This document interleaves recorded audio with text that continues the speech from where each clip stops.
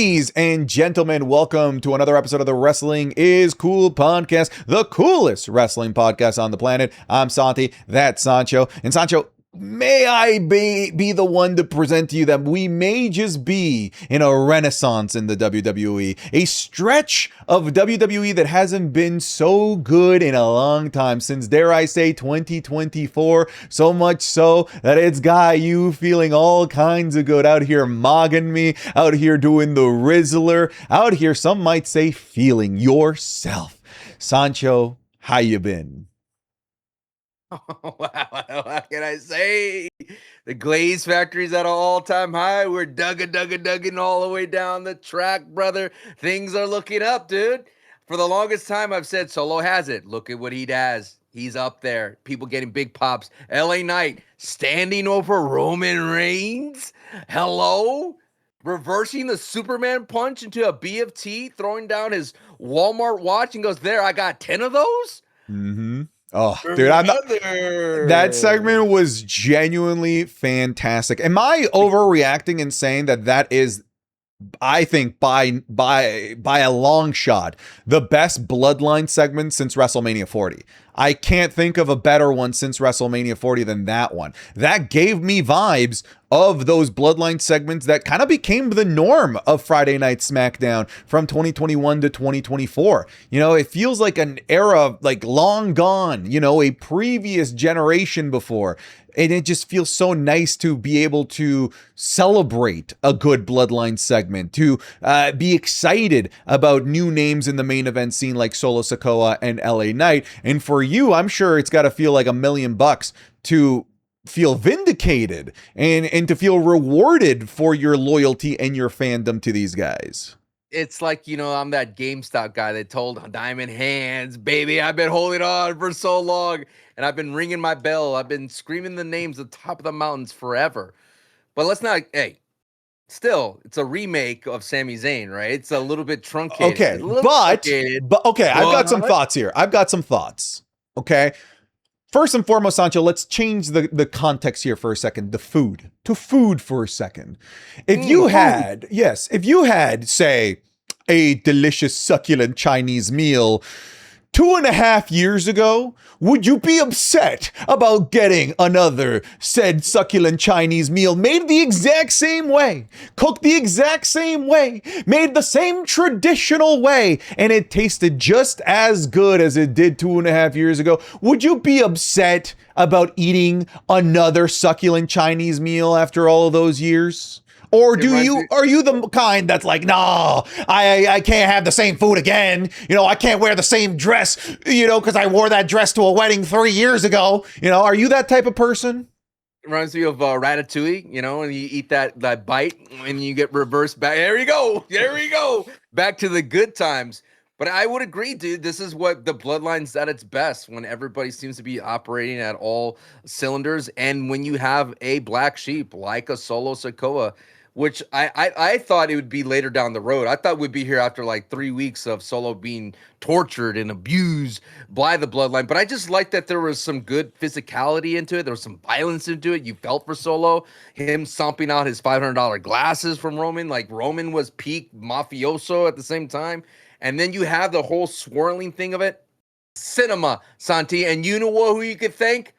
The Glaze Factory, baby. You know, everybody, every one of the Wrestling School fans, even the haters, had to say, damn, Sancho was right. I do not. Hey, I'm with you, brother. I am happy to say that you were right, and that I'm happy to say that I'm proud of you for sticking out that long. And maybe, you know, this is an example to set for Finn Balor fans. You know, hey, it's somewhere around the corner, brother. You know, somewhere around the corner. You just gotta keep your head up high. Here's what I'll say, Sancho, about this this segment, because I really loved it, and I want to kind of tackle what you said there, that you, because so was expecting WWE to take this for several months, because you and I talked about on the last episode about how the carrot at the end of the stick there was, when is the payoff going to happen with Solo Sikoa? And I don't think it was crazy to have thought, hey, this maybe goes all the way to the Rumble, like what it did with Sami Zayn, right? Here's the big difference, though, Sancho, and I firmly believe what I'm about to say.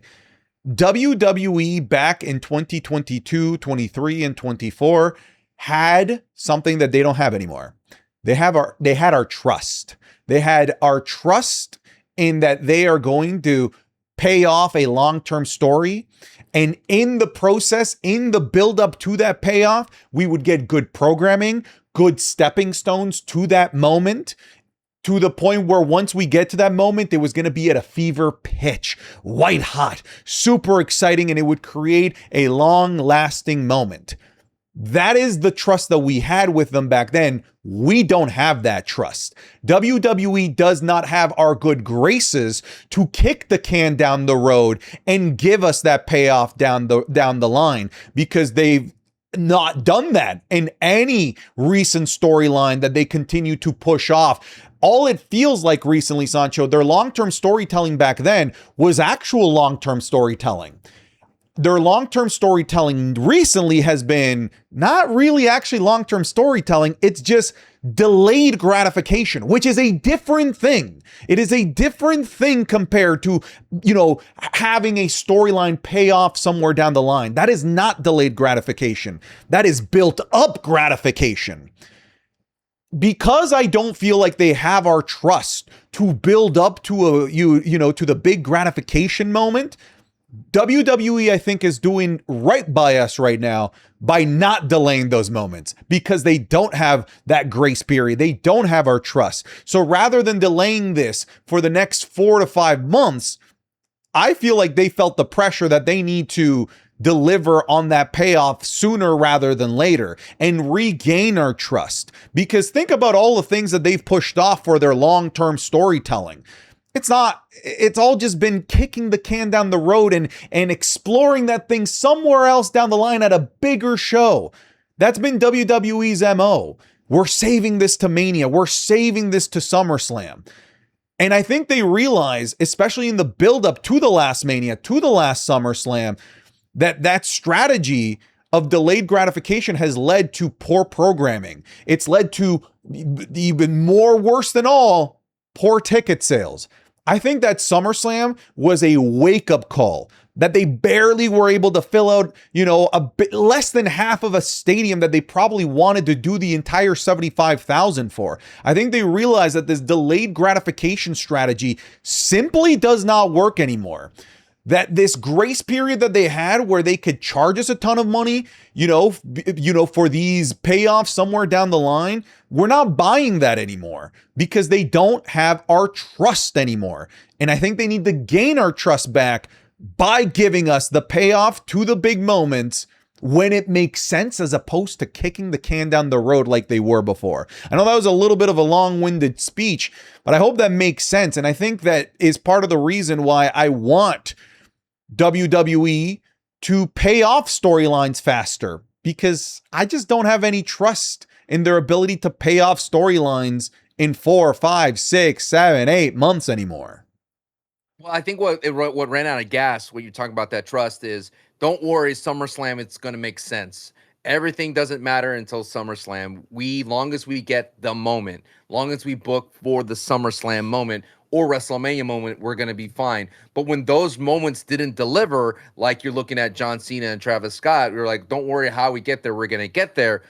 When those keep happening back-to-back major PLEs, that's where the trust runs out. And I think in the WWE, we started to go, there's a red flag. We like Solo as a babyface. Why can't you give us Solo as a babyface? Don't put him back in the Bloodline. He's doing great.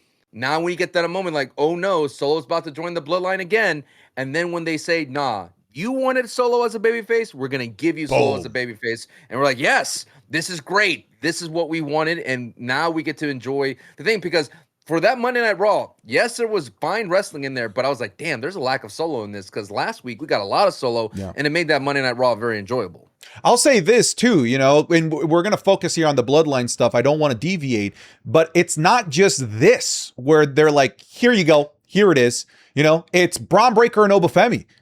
Dude, that is the type of feud that WWE, like, 2 months ago would have been like, no, that's for WrestleMania, that's for SummerSlam. We're going to keep them apart artificially as long as we can. We're going to kick the can down the road. Delayed gratification. But they don't have the grace period and the fan love and trust to do that anymore. So what do? Boom, Sunday night's main event. And if I see anyone complaining about like, oh, this should be a WrestleMania match, what hill are we fighting here? The match should happen when it makes sense, when it's hot, when people want it, and people want it now. And we need to trust in B-tier shows again, that you can have marquee matches on B-tier shows, and that it doesn't just have to be WrestleMania and SummerSlam. Because if we have that mentality, that's how we're going to continue with kicking the can down the road type of storytelling. Like we'll fix it at Mania, we'll fix it at SummerSlam. No, fix it now. Do it now. Do the good thing now. Build up to the show that we have around the corner, and don't make that show meaningless and worthless. Make me tune in the now. That is where I think WWE has kind of like, boom, woken up after SummerSlam. It feels like that's what we're getting now. Dude, Punk and Owens, they're just like SmackDown. Toronto. You want to know why? Because it makes sense, because it's in Toronto. It's Kevin Owens' home country. Otherwise, they would have been like, yeah, that's Survivor Series War Games. You know, that's Royal Rumble. But they're now in a position where they don't have the fan trust to string us along. You'll buy everything because we're WWE and you love the stars. No, now they need to earn our ticket sales. They need to earn our eyeballs, and they're doing it, dude. I really think that they're doing it. It's interesting. We had that question. Is it because football is right around the corner? I know they simmer down when the football comes around. A lot of people are like, yeah, the booking is always when the football comes around, we slow it down. But I ask you this doesn't feel like they're kind of simmering down or waiting to marinate the meat. It looks like they're throwing it right on the grill. Yeah, it's wouldn't that be nice? You know, wouldn't you be annoyed if you get to a barbecue and you're forced to have little tiny hors d'oeuvres or conversations for 5 hours? No small talk. Give me the meats. You want to get there and have the meats. So we're getting the meats, and it's great. Is this another kind of response to social media, the slowing, the attention spans waning? I mean, the art of long story booking. No, all right. I don't think that it's because the WWE feels like they exhausted that trust. I think that you kind of put a good little bow on that, man. Yeah.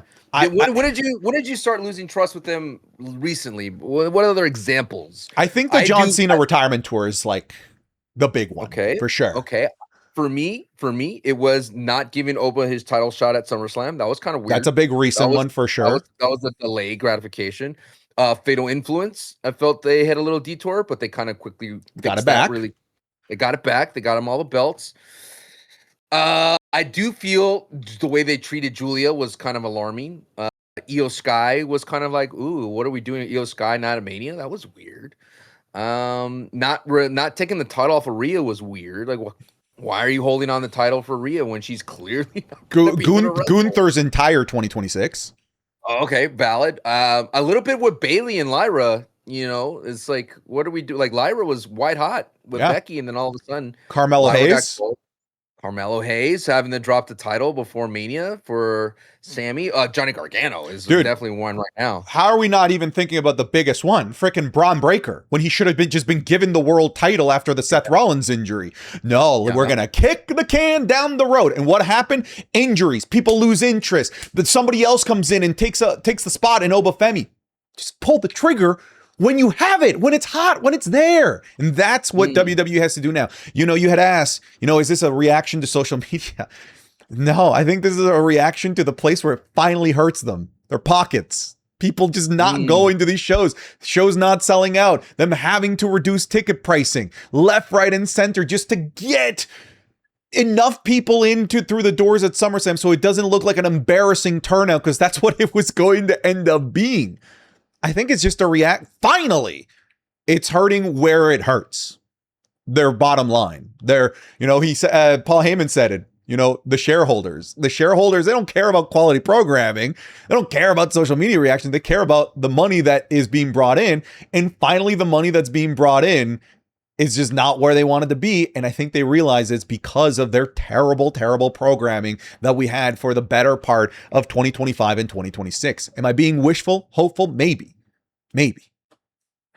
It is fascinating that it's like, do you think they try to replace the ticket sales that they were like realizing, because there's a pie chart, right? Sales, revenue, merch, and then advertising. Do you think they try to, we can't control the sales because we're dealing with all these creative booking and when the economy, but let's just amp our advertising? And I think like it kind of backfired when they're like, big time. Let's give more of the pie to advertising, and it showed.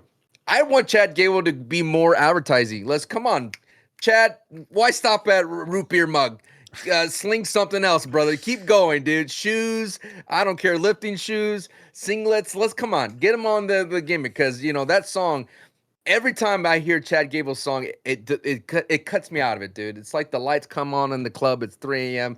and I'm like, ugh. I've been dancing to this song. It's disgusting. I hate it.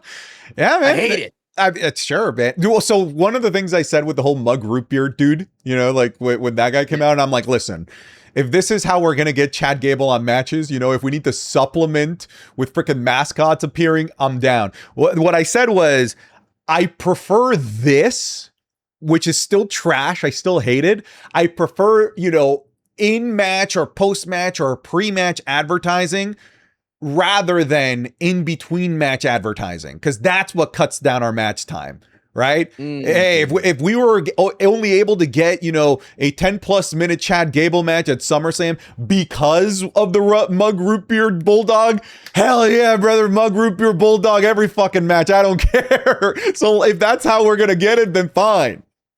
I asked this question as well. I began to ponder because I still love what Logan Paul does with his vlog channel. I don't think anybody superstar-wise is doing that, weaving in a vlog style channel. And then I began to ponder and go even deeper, because that's what I do. Streamer University, right? The ability to have live streams, to be able to capture the audience. Like, would the WWE ever explore a streaming lifestyle? Because Neon recently was with Tiffy Stratton, and I was like, that's the other side of Tiffy Stratton that we're never going to see, but a lot of people are going to be more drawn to her because she's more personable. She's more like an actual person, not this I'm a wrestler type of speech that you always see on television. Because I do think there is an untapped potential of, entertainment style that the WWE could tap into, that I think a lot of people, especially the younger generation, the younger demographics, could lock into. Because I Show Speed, a lot of people will only see that viral moment, but I Show Speed backstage at Royal Rumble has introduced a lot of the WWE superstars into the younger demographic. The Miz's, the Liv Morgan, the Dominic Mysterios, the John Cena's, to that young demographic. So I was just wondering, like, the presentational style that you see on TV, I wonder if it could maturate or evolve into what is currently being seen by the current the youths with the streaming. You think that's possible? You think the WWE taps into a live streaming type environment? Maybe, but we both know this, right? The live streaming environment, there can be, and this isn't a Stone Cold reference. I was going to say, there could be the glass shatter moment where they say something that they're not supposed to say, where they might reveal something they're not supposed to reveal. They say something that is really like not something that jives with their character, that could maybe damage something that's being done on screen with their character on WWE, right? You're in the moment, and in the moment, things are volatile. I Wear Mask is a perfect example, right? That's why I think, if more than anything, the Logan Paul style is probably more WWE brand friendly, because that can be vetted, right? And I think it suits the club WWE format of like additional content more. No, stop it. Don't turn this into, listen, you piece of trash. My first vlog, all the comments were, Club WWE's paying well. Shout out to Club WWE. My favorite one was like somebody like, his license plate is CLU WWE. I'm sorry. It's kind of interesting timing. You've been at this for a long time. You've had a very successful Patreon for a long time. Your YouTube channel does numbers. And yet, when Club WWE reveals itself, and then all of a sudden you get a BMW? Santi, you do know how this looks like, right? You do know, right? You do know that all of a sudden Mr. Club WWE rolls up in a BMW. And not just some hand-me-down BMW, a brand spanking new. I saw your ass pulling it off, the little. Come on, dog. It's okay. The optics, because of that, I see how this looks. You showed up with pizza. You know what this looks like, brother. Come on, Santi. You see me with the BMW? No, I don't have one. Okay. I'm out here driving my SUV family van, all right? Slow down, dude. You know, you're out there getting BMWs in real life. I'm getting BMWs in Fortnite. That's all I got, baby. I'm B-Book rich, all right? Hey, go check out the vlog channel. I think you guys are going to like it. Anyways, I was saying that I've lost my freaking train of thought. Club WWE content. Club WWE content. Maxine's Pilates or whatever on there. That could turn into WWE's like vetted YouTube or premium content of vlogs, you know. That's where I could see it going. I would love the idea of live streaming. I love it. But I as a live streamer, I know the inherent problems with live streaming and exposing WWE talent to, you know, unfiltered 4 hours of direct access with an audience that, you know, you could say things that cannot be taken back. And I'm not even saying things that could get them canceled. Like, obviously that's a problem in itself. I'm talking about things that could damage the storylines that could be, you know, that could be happening. I do think the WWE just is too big to pull that off. Like, remember when they started doing watch parties? You're like, oh, these watch parties are kind of lame. Do they still do them? I don't think they do anymore. Yeah, they must have given up.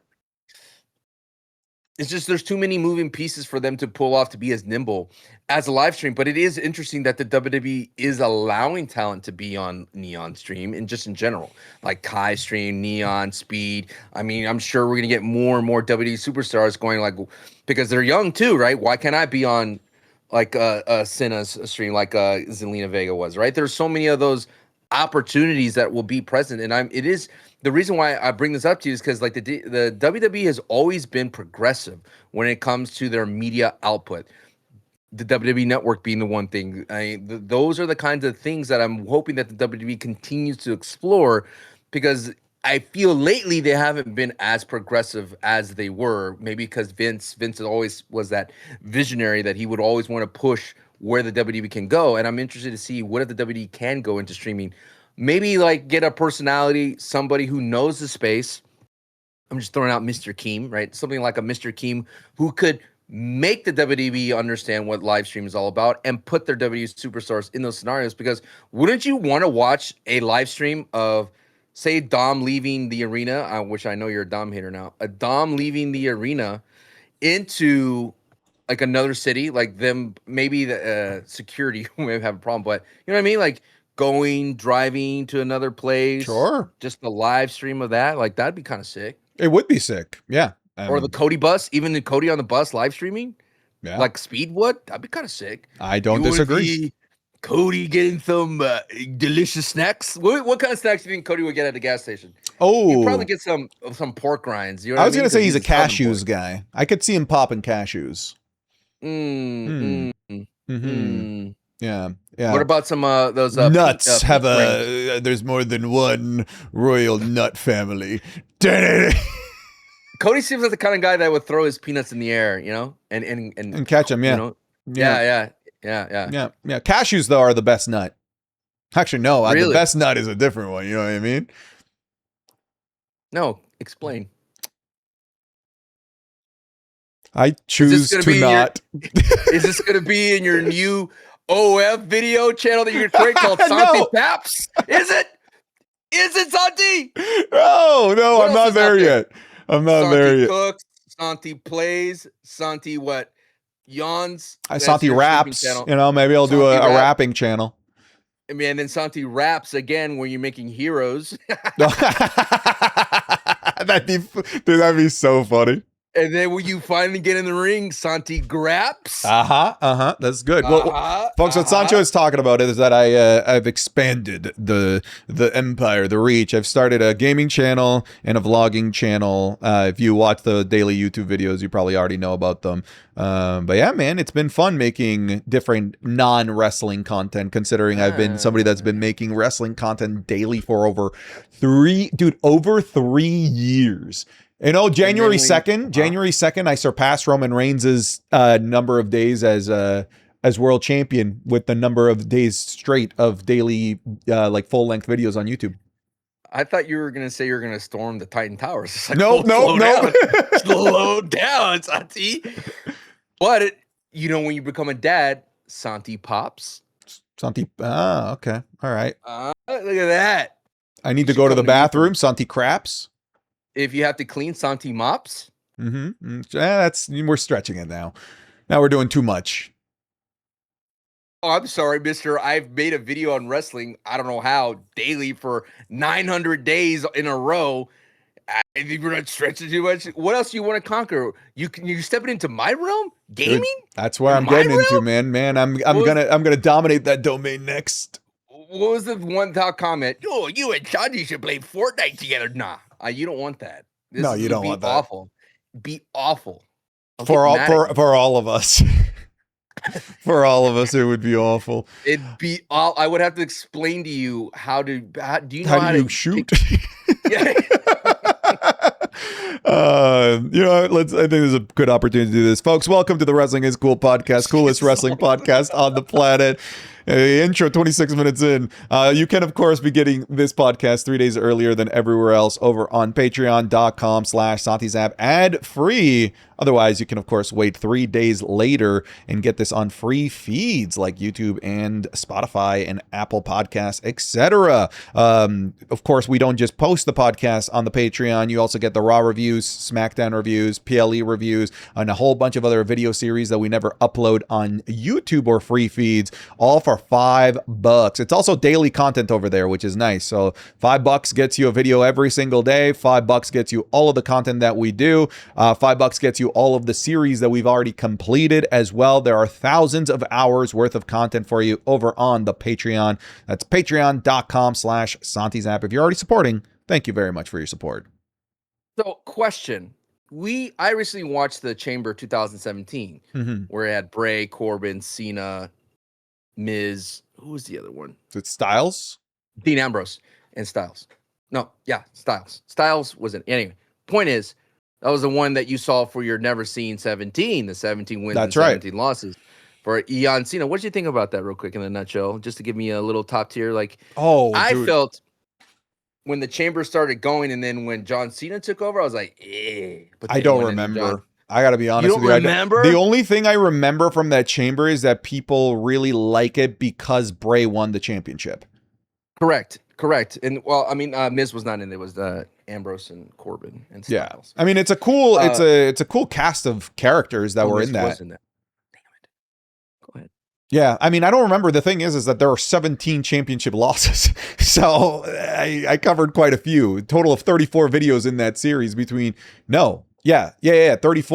videos in that series between his 17 wins and 17 losses.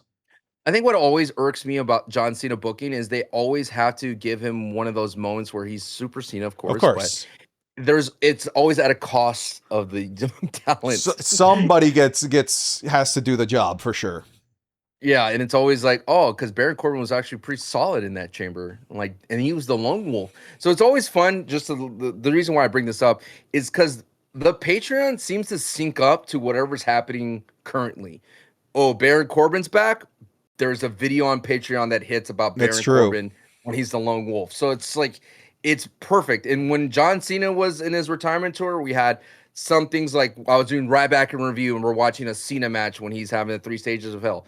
So it is not like, we're just watching a bunch of old wrestling. It is still very relevant to today's product and to what's happening storyline wise. So I highly recommend it for that because you get a little bit of a insider baseball a little bit of deeper dive, a little bit of deep six. You know? Ooh, we love the deep six. We've mentioned I love that it. before. I gotta say this. I'm gonna start off this.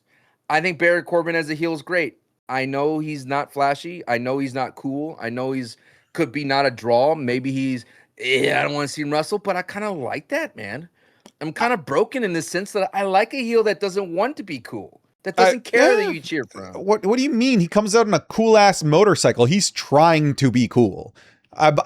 You almost had me. He is absolutely trying to be cool with like the metal music. He's trying to be cool. I think the problem is just I just don't think he jives well with Trick. Because I saw him with Mello and I really enjoyed that match. Like genuinely, really, really enjoyed that match. And it reminded me like, Corbin can have really entertaining matches where he does play the dastardly, bottom feeder heel really, really well. But Catfish heel, but like Trick and him just don't. I think that's what the Mello match showed me, that Trick and Corbin just don't have it together. I just feel like he's just a heel that just wants to beat you down. Like I feel like we haven't had one of those. Like he's not quippy. He's not flashy. He's not flashy. He's not gonna be. He's not sexy like Drew McIntyre. You know what I'm saying? He's not the. Okay, I hear what you mean by the cool heel, because I think the Why cool are you heel. running over my comment? Drew McIntyre is sexy. Say it. He is sexy. I don't disagree. I absolutely don't disagree. I think I'm starting to agree more with like he's not trying to be a cool heel in the sense, because like cool heels, they get cheered. Yeah. Right? They get promos. Yeah. They get pops. I think Corbin is happy not getting those things. I think I now understand what you mean by not trying to be a cool heel, but like he is inherently cool though. Like as a dude, he's a freaking motorcycle. He's a meat master. Yeah, of course. You ever try to smoke meat? I have. It's not easy. Really? Yeah. Oh no, sorry. I thought you've asked if I've tried smoke meat.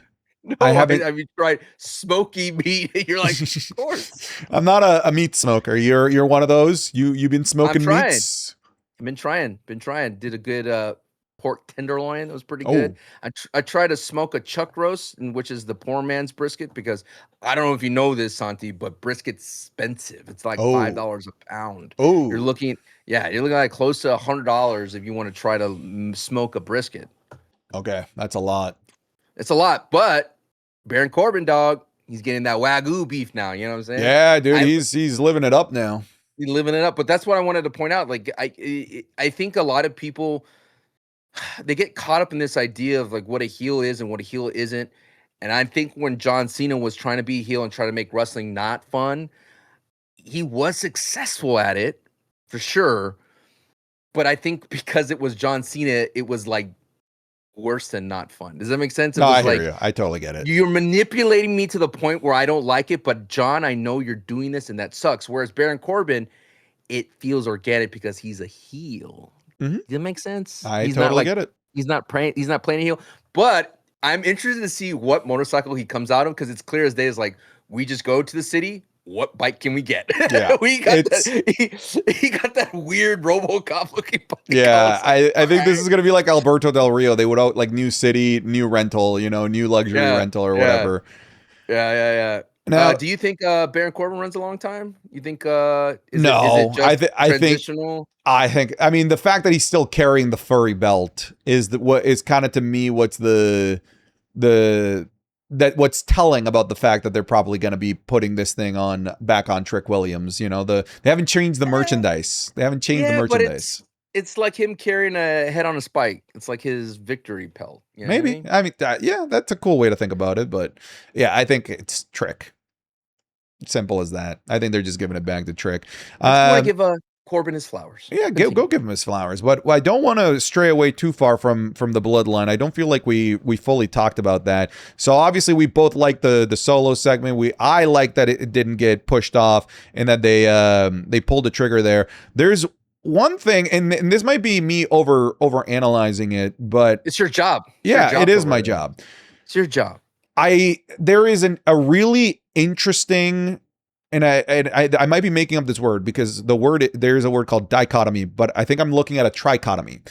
Seeing three different ways in which Bloodline members are perceived by Roman Reigns, or how much they love Roman Reigns, right? Because in this segment alone, you had the Usos, like, ooh, yay, us. We love the tribal chief. Thank you so much for acknowledging us with the Ulafala. He We runs the love you. plays. This Yeah, we run yeah. the plays. We do it exactly how you want it, Roman. And then there's Jacob, the guy that seems to not be able to get it right with Roman. You can tell that he doesn't love being there. You can tell he kind of resents being there. He looks at the Usos almost with like disgust, like, I don't want to be like these lapdogs here. So he's kind of like in the middle, like he's in, he's out. And then there was Solo, the guy that is fully out, the guy that has fully defied Roman Reigns. And I think seeing all three different like interactions with Roman Reigns in that one segment was really awesome. And I kept looking at Jacob Fatu, and in my head, I'm like, man, the Jacob Fatu character is probably looking at Solo Sikoa like, damn, I wish I did that.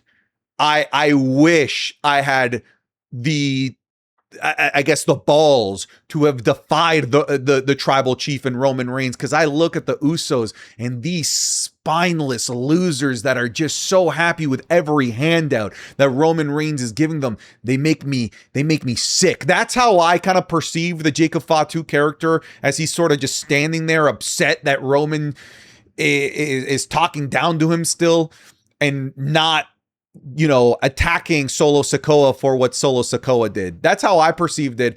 And these are the types of things we all used to do back in the day. Like, oh, what does it mean when Jay, you know, isn't, you know, he's kind of mean mugging behind Roman Reigns? You know, what's he thinking? What's going through his head? Does he want to be the tribal chief? These are the types of things we used to think about, that we used to analyze in Bloodline segments. That's been gone. You know, it's been so one-dimensional, and now I feel like we're back in so many different ways. Do you want to know how much you were locked in back in the day? You want to know how much you love the Bloodline and locked in, you focus on everything? What line triggered everything and caused like a whole, when he said, I don't give a damn about the tribal chief. You're like, oh my God. Dude, I'll take it one step further. Remember this, and this is not for audio viewers, and I'll explain it. When The Rock put up the one, but then like his thumb stuck out, and we're like, oh, what does that mean? Why? Why didn't he just do a normal, you know, finger up to the sky? That's how locked in we all were to all the little minute details of the Bloodline. And that's how I was yesterday, dude. I was looking at every little piece of detail, every little character interaction. I haven't done that for a long time with the Bloodline stuff. It's when they make it this. That's why they call it cinematic. Is like every character represents a POV that you're interested in. Yeah, I think the beauty of Jacob Fatu realizing that his future was ahead of him. There's this future with being Jay and the lapdogs right there, and then his regret of Solo being embodied right there, and where it leads to. And now he's questioning, what am I going to do? But I like that Jacob Fatu goes, I'm taking your word literally. You literally told me not to touch LA Knight. I was about to make my own play, which you let Jay and Jimmy do, and you stopped me from hurting LA Knight. And look at you. Your pompous ass got hurt because you were trying to control me when you should be paying attention to LA Knight. I like it all, dude. And I like that LA Knight is kind of part of this vortex. Finally, it feels like he's a natural part of this vortex. And at the same time, when LA Knight hit that BFT, he got cheers. It wasn't a boo when Solo spiked Roman. It wasn't a boo. People want to see Roman get his end. They want to see his end because Roman is so good at becoming a babyface and then turning on a dime, being a heel.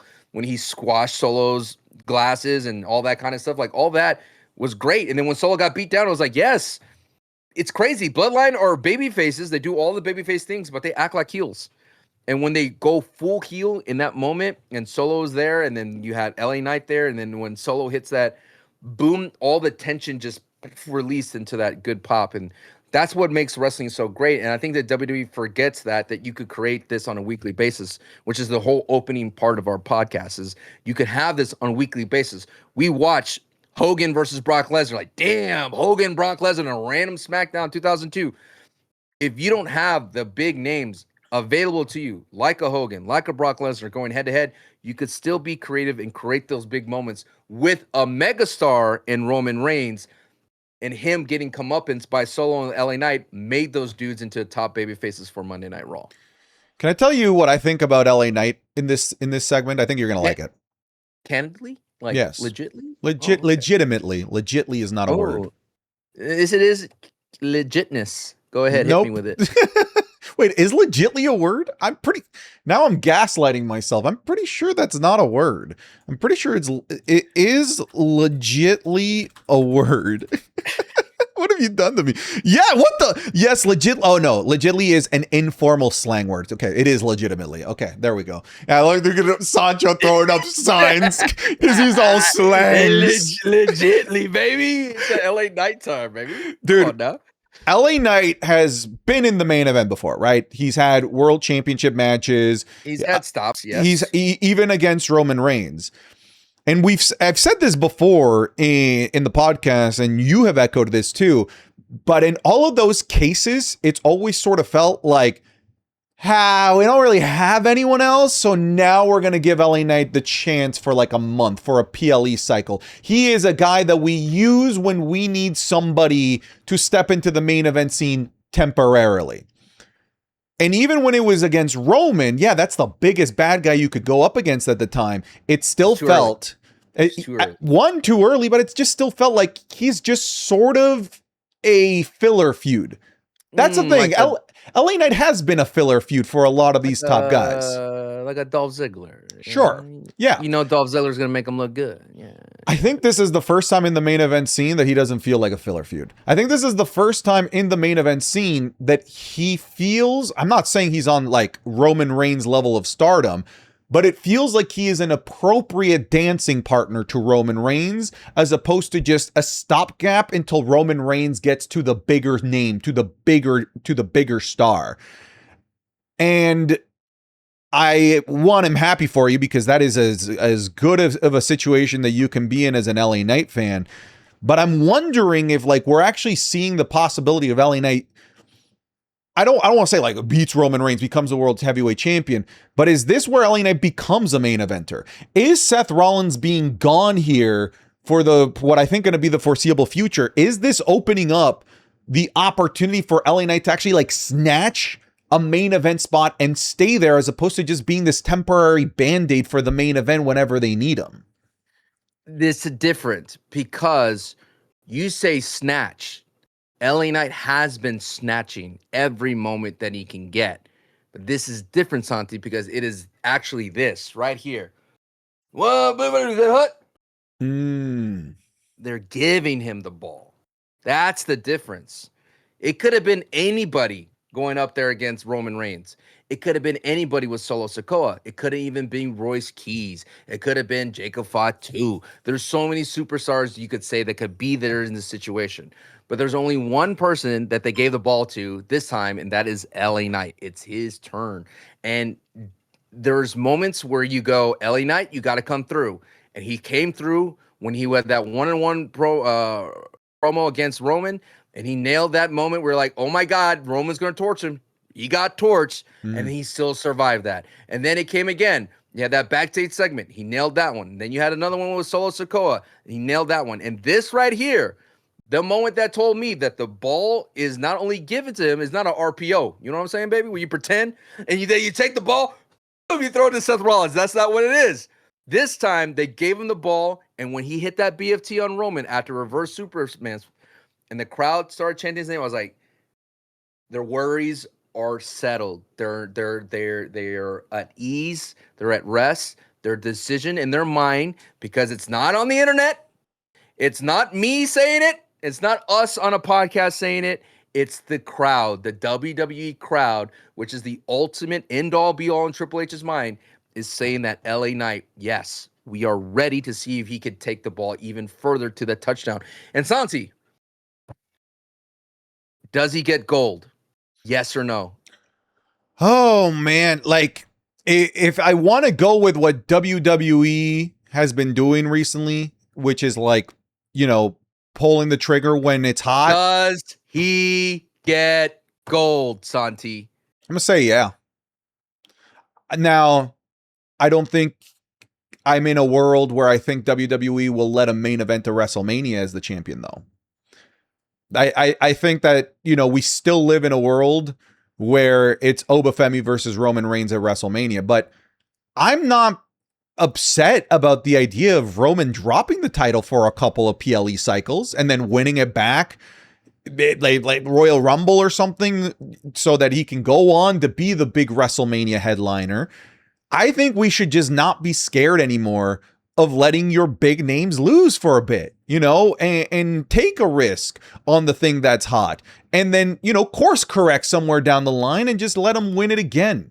It's a shame that we've kind of entered this era of WWE where our main eventers are, I don't know, kind of look like, or people think that they look like bitches if they were to lose to a non-traditional main eventer at a non-major PLE. I think we should do a little bit of that ruthless aggression era and let LA Knight take the ball 2-3 months and then give it back to Roman if you really want to. Dude, man. I'm on board. I was never not on board. I was just never first class like you. Yeah, but you never was like happy you were on board. You weren't on the cruise boat waving to people, bye, I'm on LA Knight, but you weren't that. You were hiding in the gallows. You were but I was there. Waiting. You were there. But now you're on top. You're partying with us, right? I'm having a good time, man. I'm having a good time. You're on the ship of dreams. And you know what's about? You know what the ship of dreams is, right? The Titanic, baby. Even though we may go down and hit that iceberg, we're going to be infamously a champion at some point, and LA Knight would be one of those ones. And I'm glad it's kind of makes sense. It's the heavyweight title. I've been saying this for the long time. Monday Night Raw was the perfect place for LA Knight because SmackDown, LA Knight being an undisputed title holder, you're like, but LA Knight beat a heavyweight title holder. You go like, there's something there. I did not know it would come at the cusp of Roman Reigns driving the belt to him. That's crazy. You would think I would be crazy if I told you that a year ago. You're like, LA Knight beating Roman. But here's the thing that it is the difference.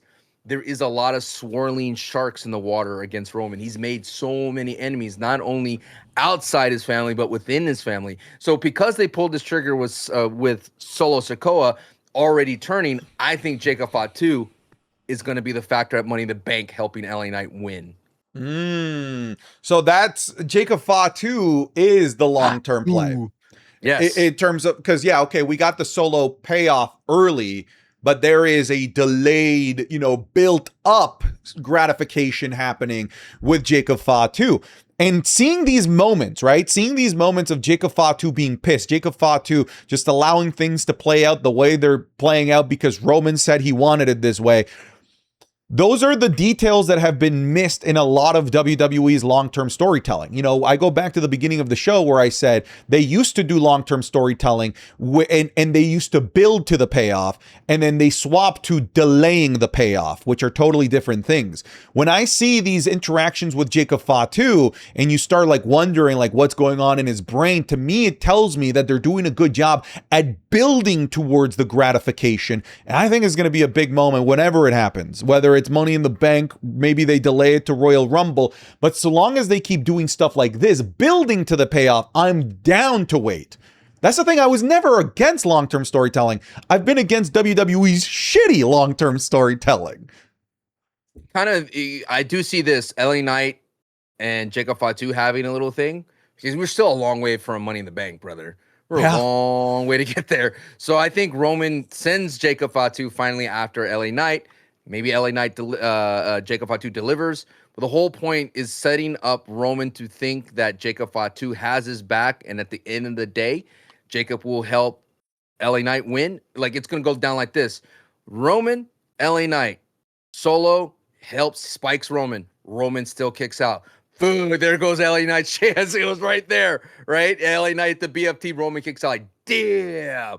And then Roman starts to go up again. And then who cuts him down? Jacob Fatu cuts him down. And then LA Knight, another BFT. 1, 2, 3. And I don't care. I'm telling you, it could be for 5 minutes.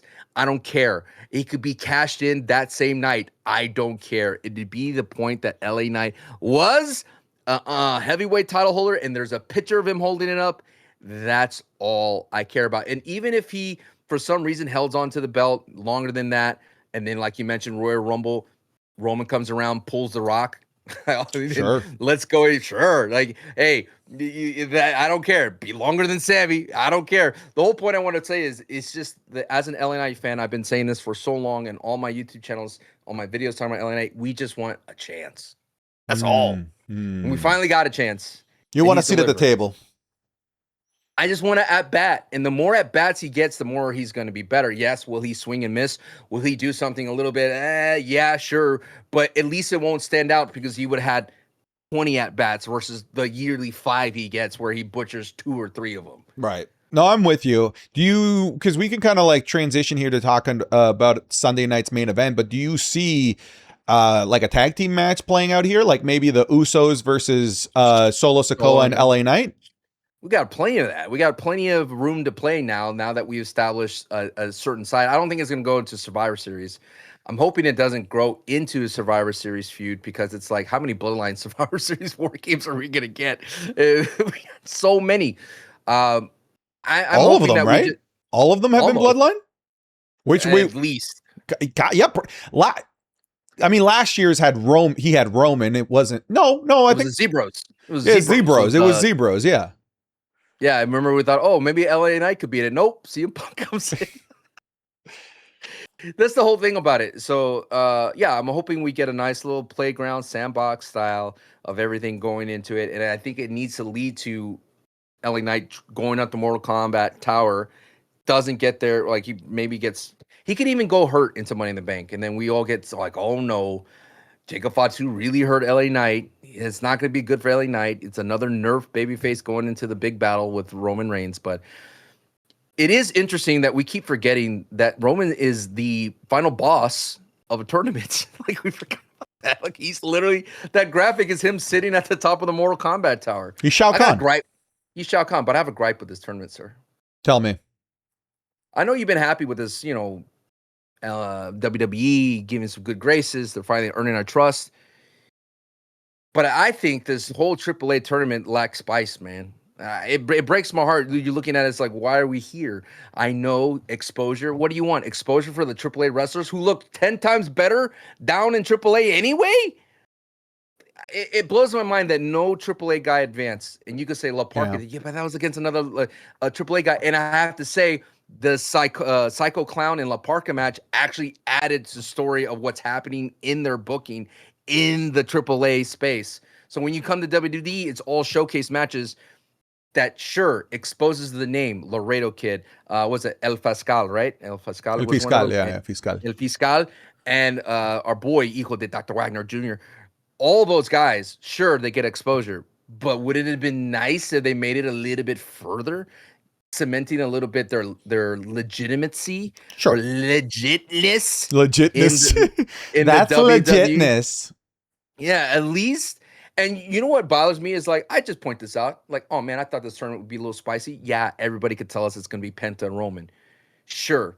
And then people are like, well, what'd you expect? Why would a WWE guy not go over against a AAA guy? Why are you arguing with Triple H?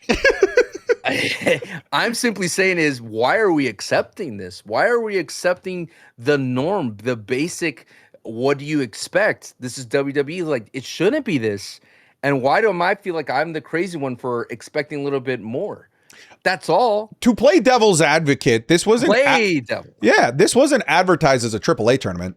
This was advertised as a luchador tournament. And listen, obviously AAA is full of luchadors, but it's not a crazy thought to say that the best luchadors under WWE's umbrella are on the main roster. I would actually say that's mostly true between Penta, Rey Fenix, and Dragon Lee, and literally Rey Mysterio. And I mean, Dominic is the king of the luchadors, obviously treated better over in AAA. But, most of these matches it was advertised on Raw. It started on Raw. It's being paid off on Monday Night Raw. I don't think it's crazy to look at this tournament and say, okay, yeah, the WWE main roster luchadors are going to make it the furthest. I don't disagree that it would have been, as somebody that likes AAA, that it would have been cool to see more AAA guys go a little bit further, especially somebody like a Dr. Wagner. I would have loved Dr. Wagner to win that. I get Elfie.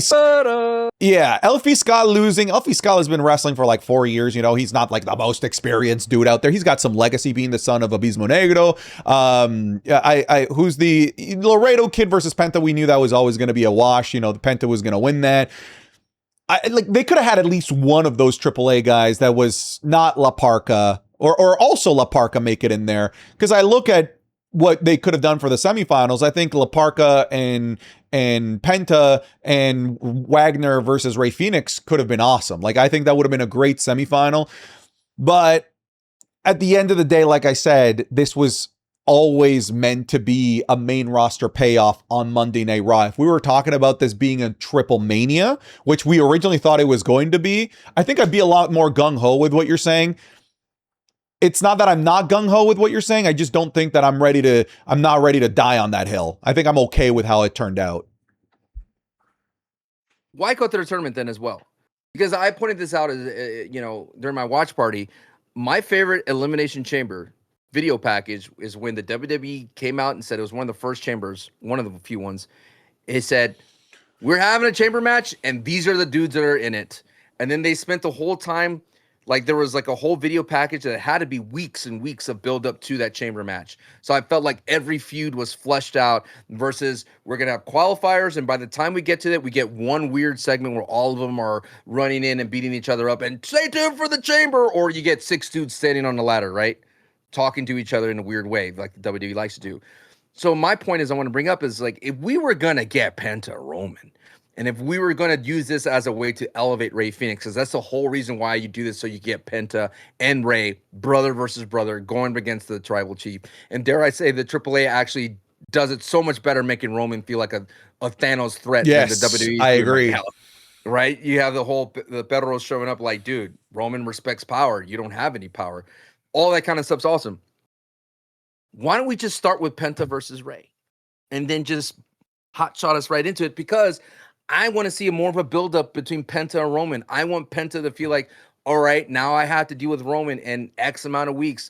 Let me build myself up. Let me get ready for Roman Reigns. Let me cut a promo against Roman. Let us stand, do this. What we're going to get is probably not even a promo between Penta and Roman in the ring. Not even that. And we might get that. We might get that. But that to me is like, if you want Penta to be a big name with the Roman fans out there, don't give him just 2 weeks or 1 week. Give him like time to build that match, bro. Yeah, but like Sancho, I get your comparison, but I also don't, because that Elimination Chamber was building to a Big 4 PLE match back when Survivor Series was the bee's knees. This is building up to a match on Raw. I think if we were talking about this building up to a match, had it been Triple Mania or had it been a premium live event, then yeah, I think go with Penta and let's build Penta versus Roman. It's not just a Raw. It's a Raw in Mexico City. It's Raw is Raw. Doesn't matter. It's still a Raw. Just like when they I would mask. Just like when, when we got like Finn Balor versus CM Punk on Raw, they didn't build that up for months. It was like Finn Balor is the number 1 contender 1 week, and then the next week we're over there on were they Belfast. In Northern Ireland? Yeah, I think it was Belfast for their match. On top of that, you've got, because this is like almost like a specialty feud. This feels like it belongs and it doesn't belong. It belongs because it's in Mexico City, like you said, but you've also got the solo stuff and the LA Knight stuff happening parallel. So what you're asking for here, I don't think works in the environment that we're currently in. Like if we were Sans LA Knight and we needed a new feud for Roman, hey, we need a PLE cycle for Roman. Yeah, let's go Penta. Let's build that up. But this is at the end of the day a showcase match, and it's always been kind of treated as such, with the whole tournament aspect of it, with hey, we know it's Penta, but like, hey, let's showcase some other. The whole theme of it is showcase. So the final feels like a showcase. The final feels like an exhibition, even though in AAA they're building it up like Penta's biggest match of his career. Do you feel like it's a friendly then, if you want to put it in Sure. football terms? Yeah. It feels like an exhibition. It feels like a friendly. If we didn't have LA Knight in the picture and that going on, then I'd be a lot more on board. Think about it like, dude, we had a great example recently. Going back to Finn Balor and CM Punk. Did you have a level of excitement through the roof for Punk and Finn Balor going into Elimination Chamber? Probably not, because they were already having the parallel storyline of Punk and Roman and advertising that, right? So I think pulling the trigger on what you were asking for, it wouldn't be the right time. I would rather Penta and Roman when it can be focused on Penta and Roman. I would like to say, though, that the tournament is not showcasing AAA at its best, that they're even better at AAA. Like, you're getting a watered down version of what these guys can do. Is it solid? Yes, it's solid. Like when you saw that spinning tombstone that was banned in Mexico that was about to happen, I thought that was sick. But I think at the end of the day, my major hangup is like Dragon Lee is cool and all, and I know he just pinned Dominic Mysterio, the Mega Campeon. I know he pinned him, but I know that Dr. Wagner, equal to Dr. Wagner Jr., is so much better than what he, like the dude power bombed him and threw him into the ring. Like, how can he lose against Dragon Lee, man? And I think that's what it was. It's like, if you're gonna give me something that's the inevitable, if the booking destination is Penta, make it at least a little bit more spicy. That's all I was saying. Is it a bad meal? No, but it could be more spicy. It's like you're telling me that the best fajitas in the world are somewhere up north. Like, nah, brother, it's like a little bit closer south of the border. And that's all I'm trying to say. If you want to see the best luchadors in WWE, you can't dog out the AAA guys like that. Like, I don't think La Parka is going to get close to beating Penta. Yeah. Is he? No, dude, no one's beating Penta. Penta's just winning this.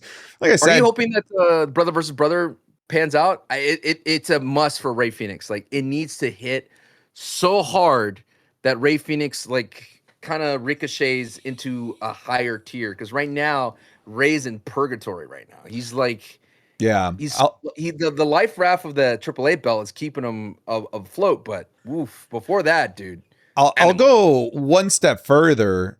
I'm not even like hoping that the match is good, because I think it's going to be very good. I would like to go a little bit further, and if they can give this room for one or two, promos or whatever between Penta and Roman, I would like for Rey Fenix to be part of this. Like, I've got your back against the Bloodline at ringside. You know, when the Usos come in to maybe get involved, I got your back. I'm going to be the equalizer, because then we're kind of pivoting towards Lucha Brothers. And if somebody can help elevate and get eyes on the Lucha Brothers, it would be working against Roman, working against the Usos. Damn, dude, Mexico City would go crazy. They'd go fucking ape shit for that. Right? Mm-hmm. Because that's more AAA style as well as all the run-ins. But damn. See, that's what I mean. Like, I'm happy that this tournament exists because of Rey. That's the only thing I'm like, I get why they use this tournament format, so we could whittle it down to Rey versus Penta, because Rey needs it more than anything. Penta doesn't need this tournament. He could just show up tomorrow and challenge. I have no fear. Boom. And now we got a match between him and Roman. Like, that's all we need for Penta. But Rey desperately needed this tournament more than anything. And if I had to go through very predictable matches to get to that, I'm fine with that. But I think we could have started with just Rey versus Penta. Here's one thing I'd like to bring up, because I've been a big fan of Breaker and Oba. I have you now. Can I kind of point out that I think it's a little bit handcuffy and dead end to make this about who the future of the WWE is? I tweeted that out. Yes, I agree. Can't they both? Why not both? Why not both? Why can't both be the future of the WWE? I'm sure, this isn't the literal winner is the future of the WWE. No, I'm sure that's what it is, Santi. That's what Paul Heyman said. That is what it's being billed as, yes. Future of the WWE. And that's what sucks, because one of them has to lose, but it could be a no DQ. It has to be, right? At that point. I mean, you got Bronson Reed, potentially. That dude is Jesus. Yeah, he's yoked. He's built like you now. Yes. No, he's still bigger and more muscular than me. I'm slimming down, man. I'm getting petite. Why are you rock cutting it, dude? You're trying to be a Hollywood star? You're trying to be a vlogger now, dude? That's how, dude. Yes, that's my new direction. More BMW? Am I gonna see you more BMWs? Am I gonna see that YouTube ad? Like, look at me in my Lamborghini. You could be this guy. Courtesy. What was his name? What Ty Lopez? Ty Lopez. Yes, that's what that guy. You. Yeah. No, I'm not gonna be Ty Lopez. Why you cutting, dog? You used to be the guy that used to. Yeah, man. Well, eventually you gotta cut. You know, eventually you gotta show what you've built. I'm gonna be shirtless a lot in Thailand, so yeah, I gotta show the goods. You gonna vlog out there? Yeah. That's why. Man. If I'm gonna be shirtless in vlogs, I gotta look halfway decent. You know, the internet's ruthless. Ruthless aggression. Going back to Oba and Braun Breaker, not your future. Your future's set, but for Braun Breaker, this is a must show out as well. This is your opportunity. Yeah, you got clowned by Oba, by when Oba did your voice, and you're like, what? When Oba did your voice, but I do like the idea of the story that Paul Heyman is a surrogate father, and he's testing his son to see can his son deliver and step up to the plate, and Oba is that challenge. I don't know if Oba and Paul Heyman join forces, if Paul Heyman leeches onto it and Oba like kicks him off and like, I don't need you anymore, Paul Heyman. But I'm hoping at the end of the day, Braun Breaker breaks into that same breath that Oba and him are the future. Because right now, booking-wise, it's no. But everybody on the internet, and you and I assume would agree that Braun Breaker is the future too. Yeah. Like what? You can't have one person alone be the future. That person's going to need a dancing partner. We need multiple people to be the future. You know, they didn't have who's the future, John Cena or Batista or Randy Orton or Edge, you know, like, hey, how about all of these guys are the future? But I get it. Like the match is being billed as such, but it makes me nervous that, you know, it kind of handcuffs us to only one finish, which is a DQ, you know? Because you can't have one lose and be like, you're no longer the future because you lost the match for the future. Well, the point I want to make is, as an Oba and Braun Breaker fan, you should be on the same side. Yes, I agree. You should be fighting for the same cause to upend the establishment. Braun Breaker was so close to facing Roman Reigns, right? We felt like that was the trajectory. Braun Breaker was so close to facing CM Punk. We thought that was the trajectory before the injury. And now here we are again. I feel like they're canceling out each other, which it shouldn't be that. It shouldn't be like, why are we fighting? We need to upend the current. And that's what Oba said. Like, that's what Oba said in his promo. Remember, he's like, we are going to take out the old guard. I'm going to do that. But why take out the only guy that could help you? It's like if Legolas fought Gimli, dude. They should fight side by side. But hey, maybe I never thought I'd fight next to an Oba. How about a friend? Did you like Oba's impression? No, I didn't. You didn't like his impression? I thought it was hilarious. I thought it was so good. It felt weird for that voice to come out of that big of a man. Like, what are you doing? But at the end of the day, I think this is a Braun Breaker story. Does that make sense? Yes, it does. This whole thing is a Braun Breaker story with Oba being a main piece of it. But it's like, if this was a movie, this would be a Braun Breaker story. And I'm hoping that if he does lose, he has to break himself and become a Steiner. And I know Unreal said this, I know Unreal said that, and I know that Triple H, we believe Breaker so he could be his own man and da da da da. But the brother is a Steiner, man, and that is wrestling's legacy. Give me if Paul Heyman tosses him aside, give me Scott Steiner, dude. Give me Big Papa Pump being at his ringside. Let's go all in, dude. Why are we shortchanging us here, brother? Come on, give me what I want. Give me what I want, Sandeep. I mean, we need step one, which is leave the vision. We cannot get to Steiner math. We can't get to anywhere near Braun Steiner, Rick Steiner or whatever, until he leaves that damn group. No, I want Scott Steiner. I don't want his dad. I don't want Rick. Give me his dad. Rick Steiner's a real estate guy now, right? Come on. No, I want Scott Steiner. And why not put Logan Paul and Austin Theory? No, no. What, you gonna put them in chainmail too? I just want them to be like, I want Scott Steiner to put Austin Theory in his place. But I absolutely, it's hard for me to look at Maxine and Austin Theory and be like, yeah, that's a couple, because there's showing me that they're a couple and then being a couple. Dominic and Liv were like a couple, and they felt like a couple because they were being a couple. Austin Theory and Maxine felt like you two are not really dating type of thing, and that's what's breaking my immersion with them. Because what does she say? You're my bad boy. And Austin Theory's like, yeah, I am. You're like, what? No. Oh, it's so bad, dude. It's unwatchable. It's unwatchable. Maxine was being carried out by Theory, and she hit her head on the top of the door. Best part of that entire relationship. I feel bad for Logan because I feel like the longer Logan, it is interesting where Logan is that kind of guy's like, I'll show up to work, I'll be here injured or not, but I wonder what it would be like if Logan wasn't there for his stock. Because right now his stock's getting hurt, in my opinion, because he's like less cooler. Because he can't fight, he can't show his athleticism. His wit is kind of like diminished into pumping up Theory because only Theory could get in the ring and trying to like help out Braun Breaker. And then there's that random dirt sheet rumor, I think, from Coachman that they don't like each other. Like, I guess I never. And then Logan replied, well, "What the fuck? What are you talking about?" Exactly. I'm telling you, you need to be careful messing with Logan Paul on social media. He could eviscerate you. I mean, just don't listen to Coachman. Just don't. I'm sorry, but that's the guy that's like, I think Bianca Belair's out because they're trying to amputate her finger.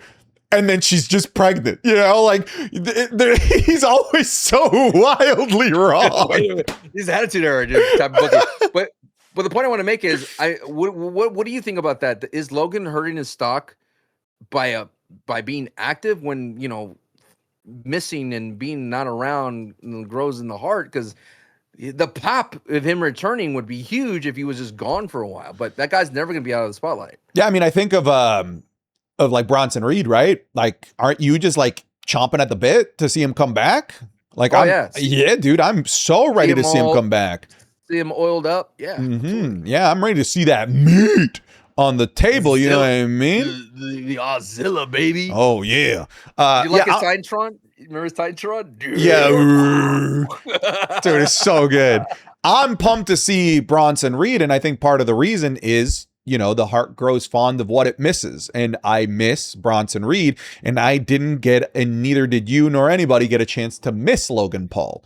So maybe, you know, like maybe Logan Paul being out would have been perhaps better just for his overall image. It's because Theory would have been dead in the water. Which he is still. No, he's not. Yes, he is. Yeah, he is. No, he has Maxine. He's failing up. Come on, Santi. I'm just never going to be bought into it. I'm not. Whoa, wow. My man gets a BMW. What number is it? It doesn't matter what kind of car you drive. So dumb. Santi, this is why you keep me around. I gotta keep you, you know. I gotta keep you right here, dog. I can't let you get too big-headed, you know. Then you leave, and then, you know, who knows? Wrestling, all this stuff. You all of a sudden become a vlogger, and then all of a sudden you're like up there going crypto. I don't want to lose you, Santi. Please. Oh, Papa. Dude, I'll tell the audience right now. The second I do a crypto, you know, like Santi meme coin, I am going to rug pull you. I 1,000,000% I will rug pull you. So don't buy it. But if you do buy it, I'm a rug pull. No. What do you mean? That's transparency. That's transparency. Can it even be a scam if I'm telling you the end result? I'm waiting for you to cut a vlog about, I'm going to go buy a Rolex today. Boo! You're one of us, Santi. You would buy a nice watch, would you? I like watches. I don't have like any like expensive watches, but the nice thing about watches and like Roman Reigns, you're wrong. You're wrong in this world. Yeah, obviously you can get those $300,000 watches. You can get really really nice like $300 watches, like and that like look real good with just about anything that you can wear. Sure. Show up at a Super Bowl a party like I do.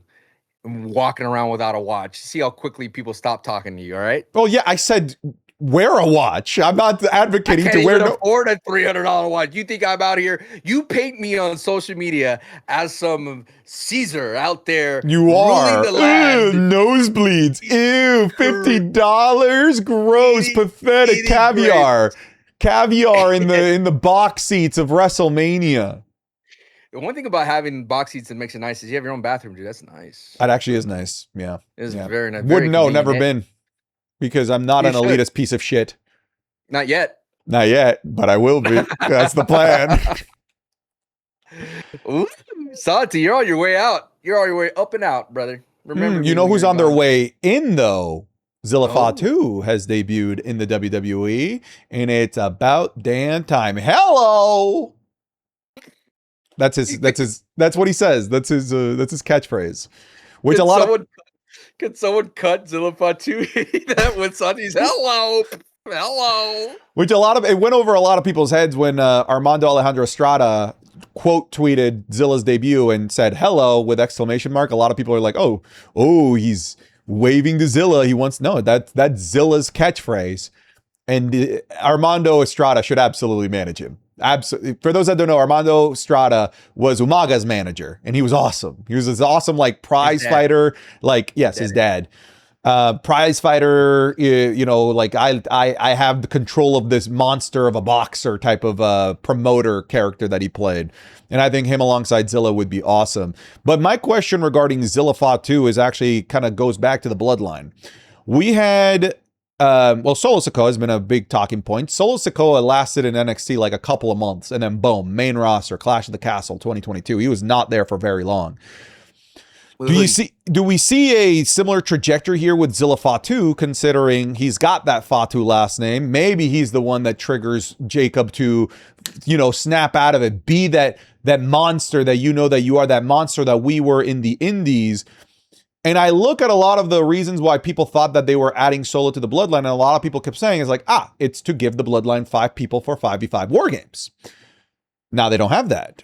Could we be looking at Zilla Fatu rounding out the Bloodline for war games? And, people might say that's way too early. Again, I point to you to Solo Sikoa.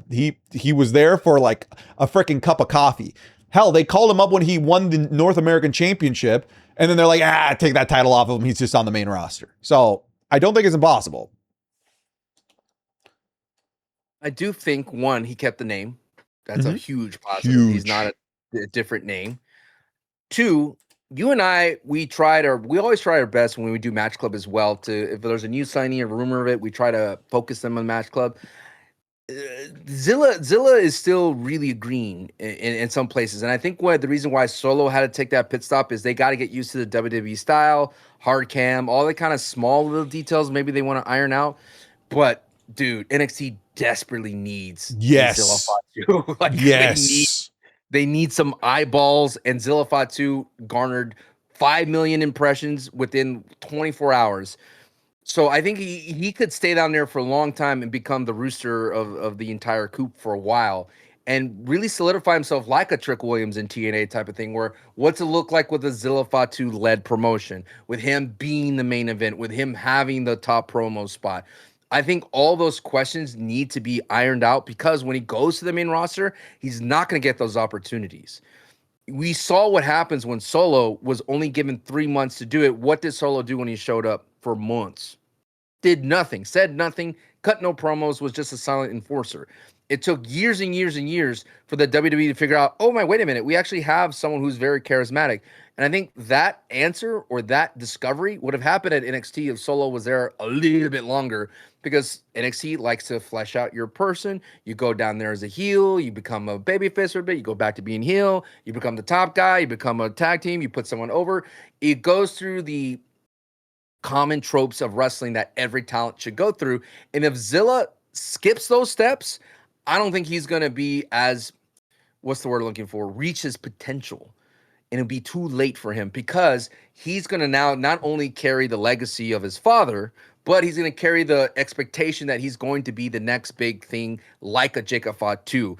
And I would have to say what makes Jacob Fatu so dynamic is Jacob Fatu's moveset is insane for a man his size. Like the moonsault, all that kind of stuff is easy for Jacob Fatu, his intensity. For Zilla Fatu, smaller dude, bigger than me, of course, but smaller dude, his moveset is still not standing out as a different kind of cat besides the Superman Samoa Spike. That thing's amazing. That thing's the thing of beauty. That thing's the masterpiece, the way he just the extension he has, it's like beautiful. He has to grow beyond that. He can't just be his name and the finisher. I want to see what Zilla Fatu can do when he has big responsibilities, because this will be the first time he has big responsibilities. And we've seen it a little bit on the indie side, and sure, he was able to, match it right there and get to the level of carrying titles in indie side, but this is the big leagues, man. This is the WWE. This is the last stop. And I will say this as well. What's his Lance on Hawaii? Yeah. Lance didn't make it in WWE. They tried. Performance Center, they tried him out. He was signed for a bit. Didn't make it. What ends up happening later? He's going to retire. This is the WWE is the end all be all for this family, dude. This is where you want to be if you're in the bloodline. And if it doesn't work out for you, the WWE, where else can you go? And I think if I was WWE, I would take my time with Zilla Fatu, understanding that when he does show up in the main roster, he would be a big deal rather than him being another solo, because we don't need another solo taking a while to come around. I want a finished product, like you mentioned, like a Tatum Paxley. I want an all-around finished product hitting the main roster, because they will be patient with him once he gets to the main roster, but I don't want him to grow into it. Does that make sense? It 1,000,000% makes sense. In fact, I fully agree with you. There's no need for Zilla in this storyline right now. Especially if we're being told that the Bloodline's going to go deep into 2027. You got time. You got plenty of runway to just allow the current Bloodline storyline to flesh out and tell the story that it wants to tell, while allowing Zilla Fatu to grow, develop, mature. I think that's another one. Mature as well within this WWE system. Be a good guy. Be a bad guy. Demonstrate his range as character worker. Hey, Grayson Waller called out those NXT male talent that can't cut a promo. You're great on the indies, but then you put a mic in front of you here in WWE and you suck ass. Show us that you don't suck ass on the microphone. It's what I wanted for Sol Ruca. I wanted Sol Ruca to stay down there longer, and I think she would have benefited in the long term for that. I think Solo was a great example of, like, they would have been able to discover what Solo is capable a lot earlier in his career. I just don't see the upside in rushing Zilla Fatu right now. There's no room. There's no room in the upside. Like, if you could tell me, okay, there's no room, but the upside's crazy, you got to capitalize on the story. No, I don't see the upside being worth rushing his development, because he needs development. I mean, it's part of the reason why WWE took so long to sign him in the first place. Does a 3-month Oba have the same impact as the Oba you have now? No. Yeah. Oba he paid his dues in NXT. He spent there a good amount of time. He developed so much of the Oba Femi that you see here is an Oba Femi that we didn't start seeing after like 6 months, the 8th month, the year mark. The Oba that you see now is not the Oba that was the Oba in NXT in the first 5 months there. Ricky Shane should go back to NXT. I mean, he shouldn't have not been called up in the first place. There was no room for him. This is a different situation, though. This is not a situation of he's not ready for the main roster. It's a situation of the main roster didn't need him. Exactly. And I said this. I'm like, keep him down there. CW Network needs a male star, needs a recognizable name. NXT, dude. How hardcore of an NXT viewer was I? I was watching every single week for years. And then that wave all of that wave of call-ups happened, and they left the male roster in NXT devastated. devastated to the point where they had to call up new people that we've never seen before from LFG. We got to bring in Mason Rook, this, that, and the other. Oh, there's a guy there's from LFG that just finished. This guy from Evolve, names that you've never heard of, that had no fan connection. They still have not been able to create that fan connection. You needed to rely on those names that already had that fan connection, like a Ricky Saints. There was no need to call up a Ricky Saints. The problem is now, Sancho, to use that analogy, toothpaste is out of the tube. Now we're at the point where going back to NXT is seen as a demotion. You know, as cool as it's been for Grayson Waller, you know, that's been the narrative. Like, hey, if you're so good, why didn't you make it on the main roster? Right? Like, why'd you have to come back here? It's like going back to high school. Yeah, dude. It's like it's like coming. It's like, I don't know if you guys have that in the United States, but we have grade 13 here. Where never heard of it. Yeah, so we have like you graduate in your senior year, grade 12, but you have the option to stay for grade 13. It's less classes, but it's like, yeah, you just stay and, you know, do more classes if you want. Maybe you don't have enough money to go to university yet. Maybe you didn't have enough credits or whatever. Maybe you didn't get the good enough grades yet. We give people that extra year. And no one sees that extra year as a bad thing. But here's what some people do. They'll go to university, fail, come back for grade 13. Then you go, what a fucking loser. That's what happens. That's what happens. Yeah, and that's unfortunately how I see it here with, like, if you're sending Ricky Saints back to NXT. Especially because it's so early in his main roster run. It is. Oh, you failed on the main roster. Because if it was like, because at least Grayson Waller, it's like you were there for a few years. You know, now you bring mentorship. You could look at it that way. But if it's Ricky Saints 5 months deep in his main roster run, it's going to be that example that I gave you in the Canadian school system, brother. That's a bummer. But I agree with you. Zilla has to be the star of NXT. Yes. And if we get all we need, dude, if you're going to keep Zilla there, is have Jacob, Jimmy, Jay, Roman just appear once on NXT, and it would change everything for him. Like, that's all you need. Like, that's the rub. That's it. If he shows up on NXT, if he shows up on Money in the Bank, Superman thumb in LA Knight, damn. But he's main roster bound, you know, eventually, right? This family, we know it, right? They've got. It's a guarantee. It's a guarantee. Yeah. So why rush it? You have a spot, bro. You have a spot. That's why. Like, I always had to chuckle when people are like, "Well, maybe he goes to AEW." It's like, why? You know, why would he go to AEW when he's a made man in WWE? Like, on day one, he's royalty in the WWE. So, you think he's set up the chairs NXT?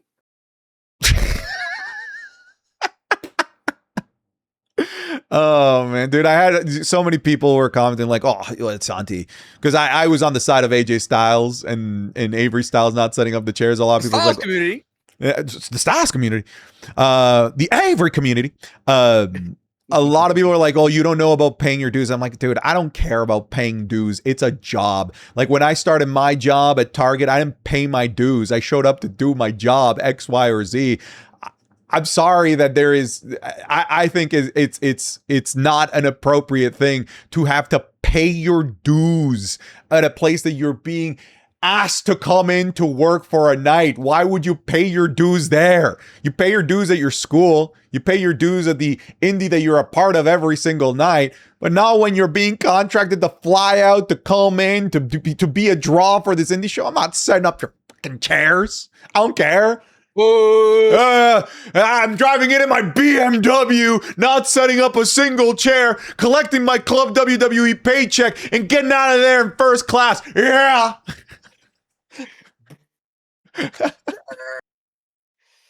Yeah. Anyways, no, he's not setting up chairs. Santi, do you see yourselves, if we get to the point we've been doing this forever, that we'll end up being at a wrestling convention? Little signings, like Wrestling is Cool podcast. We're sitting there taking photos, charging people signing headshots. Sancho, come on, that'd be please, fun. No. Let's not get to that point. If we're gonna do that, I'm signing stuff for free. You know, I'm not gonna be like, hey man, slide me $20 and I'll sign Santi Zap on your picture. No. What's your signature look like? Let me see it. Let me see your signature. No. I put it on a pad real quick. Put it on a pad. This is for the. It's gonna be reverse, so it look weird. But I want to know, how does Santi? Because Santi has a legal name for sure. But I want to know what he signs. Autographs. Have you signed an autograph? You have. You signed a poster. I've seen it. You signed autographs. I don't you have pen and paper. You sign any flesh? Well, you're gonna need one for the new Heat order. So what? Yeah, you have pawned this off on me entirely. But we're not there. We're not even close to new Heat order. Chill. I'll show you the signature when we get to new Heat order when I find. Yeah, stick around. Stick around. Yes, for that. Stick around. Sancho, can you carry the conversation for 2 minutes? My dog needs food and Sarah's not here to feed him. I'll be right back. Okay. Come on, buddy. Okay, folks. What can I say? You know, as a member here and the founder of the Glaze Factory, things are well. I tried to tell you, you should have stuck around. And now I'm sorry, but the prices are higher. All the organic glaze that we've been pumping and dumping is now comes at a higher price. If you want to join in, if you want to be a part of it, you have to pay the piper. Because I've been here, like I mentioned, when it was a penny a pound of glaze, but now we're more. And I think we're up to like 50 cents. And soon we'll be over $1 a pound of glaze. And that is what we're talking about. But this is just I guess a metaphor, or I guess a story for the WWE to take advantage of the talent that you have. And I think the biggest change that SmackDown and Raw, ever since I tweeted that SmackDown is only have 3 matches, it's amazing what happens when you lean into 3 or more matches a night. Raw has been delivering, SmackDown has been delivering, because wrestling has been at its core. And by far the best match on Monday Night Raw was Rey Mysterio versus Chad Gable. Even Chad Gable versus Penta at SummerSlam didn't even come close to Rey versus Gable.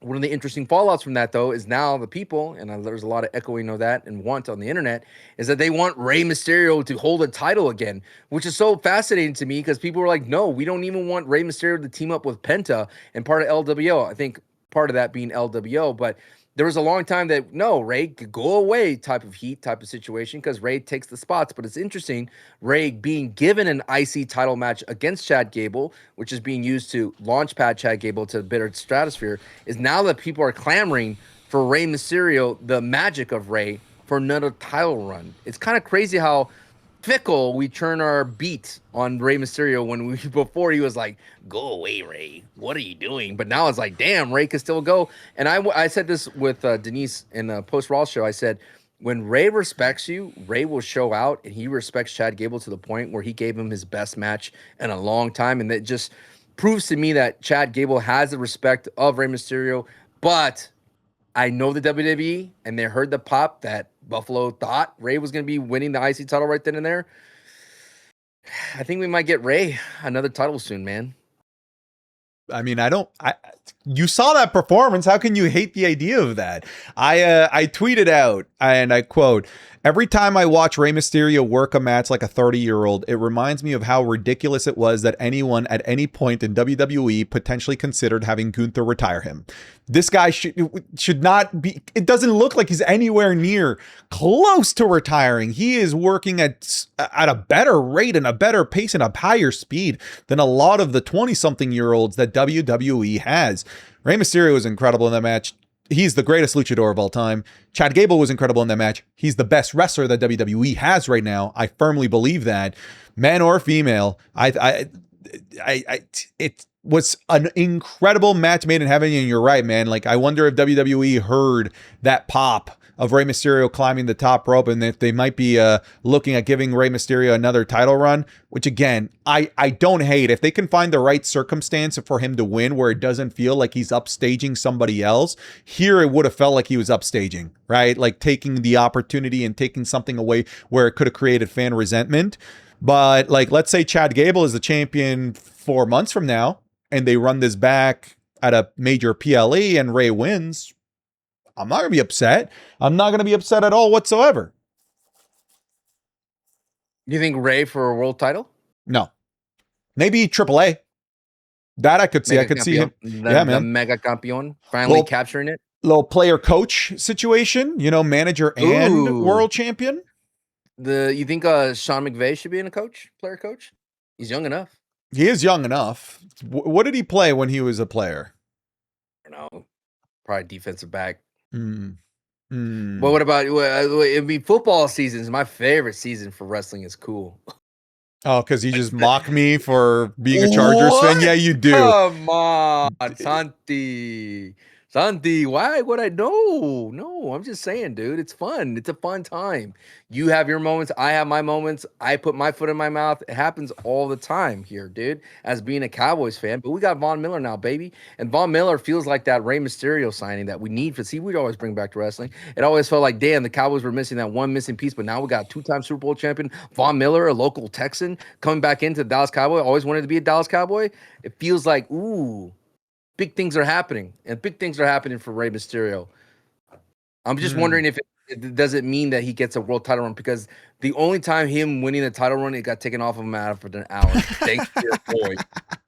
Thanks to your boy. Listen, that Cena was not my boy. All right, I was upset by that. All right, I want to make that abundantly clear that I was not on board with that. You were torn. You were like when you have your Canada soccer jersey or football kit, and then you take it off, you have the Colombian one underneath. That's how you were. You're like a John Cena fan, but secretly you were afraid for Ray. You're like, no, Ray. I didn't want Ray to lose after an hour of being WWE champion. That's still, dude, I still cannot believe that they did that. Like what they were about to do with Chelsea Green.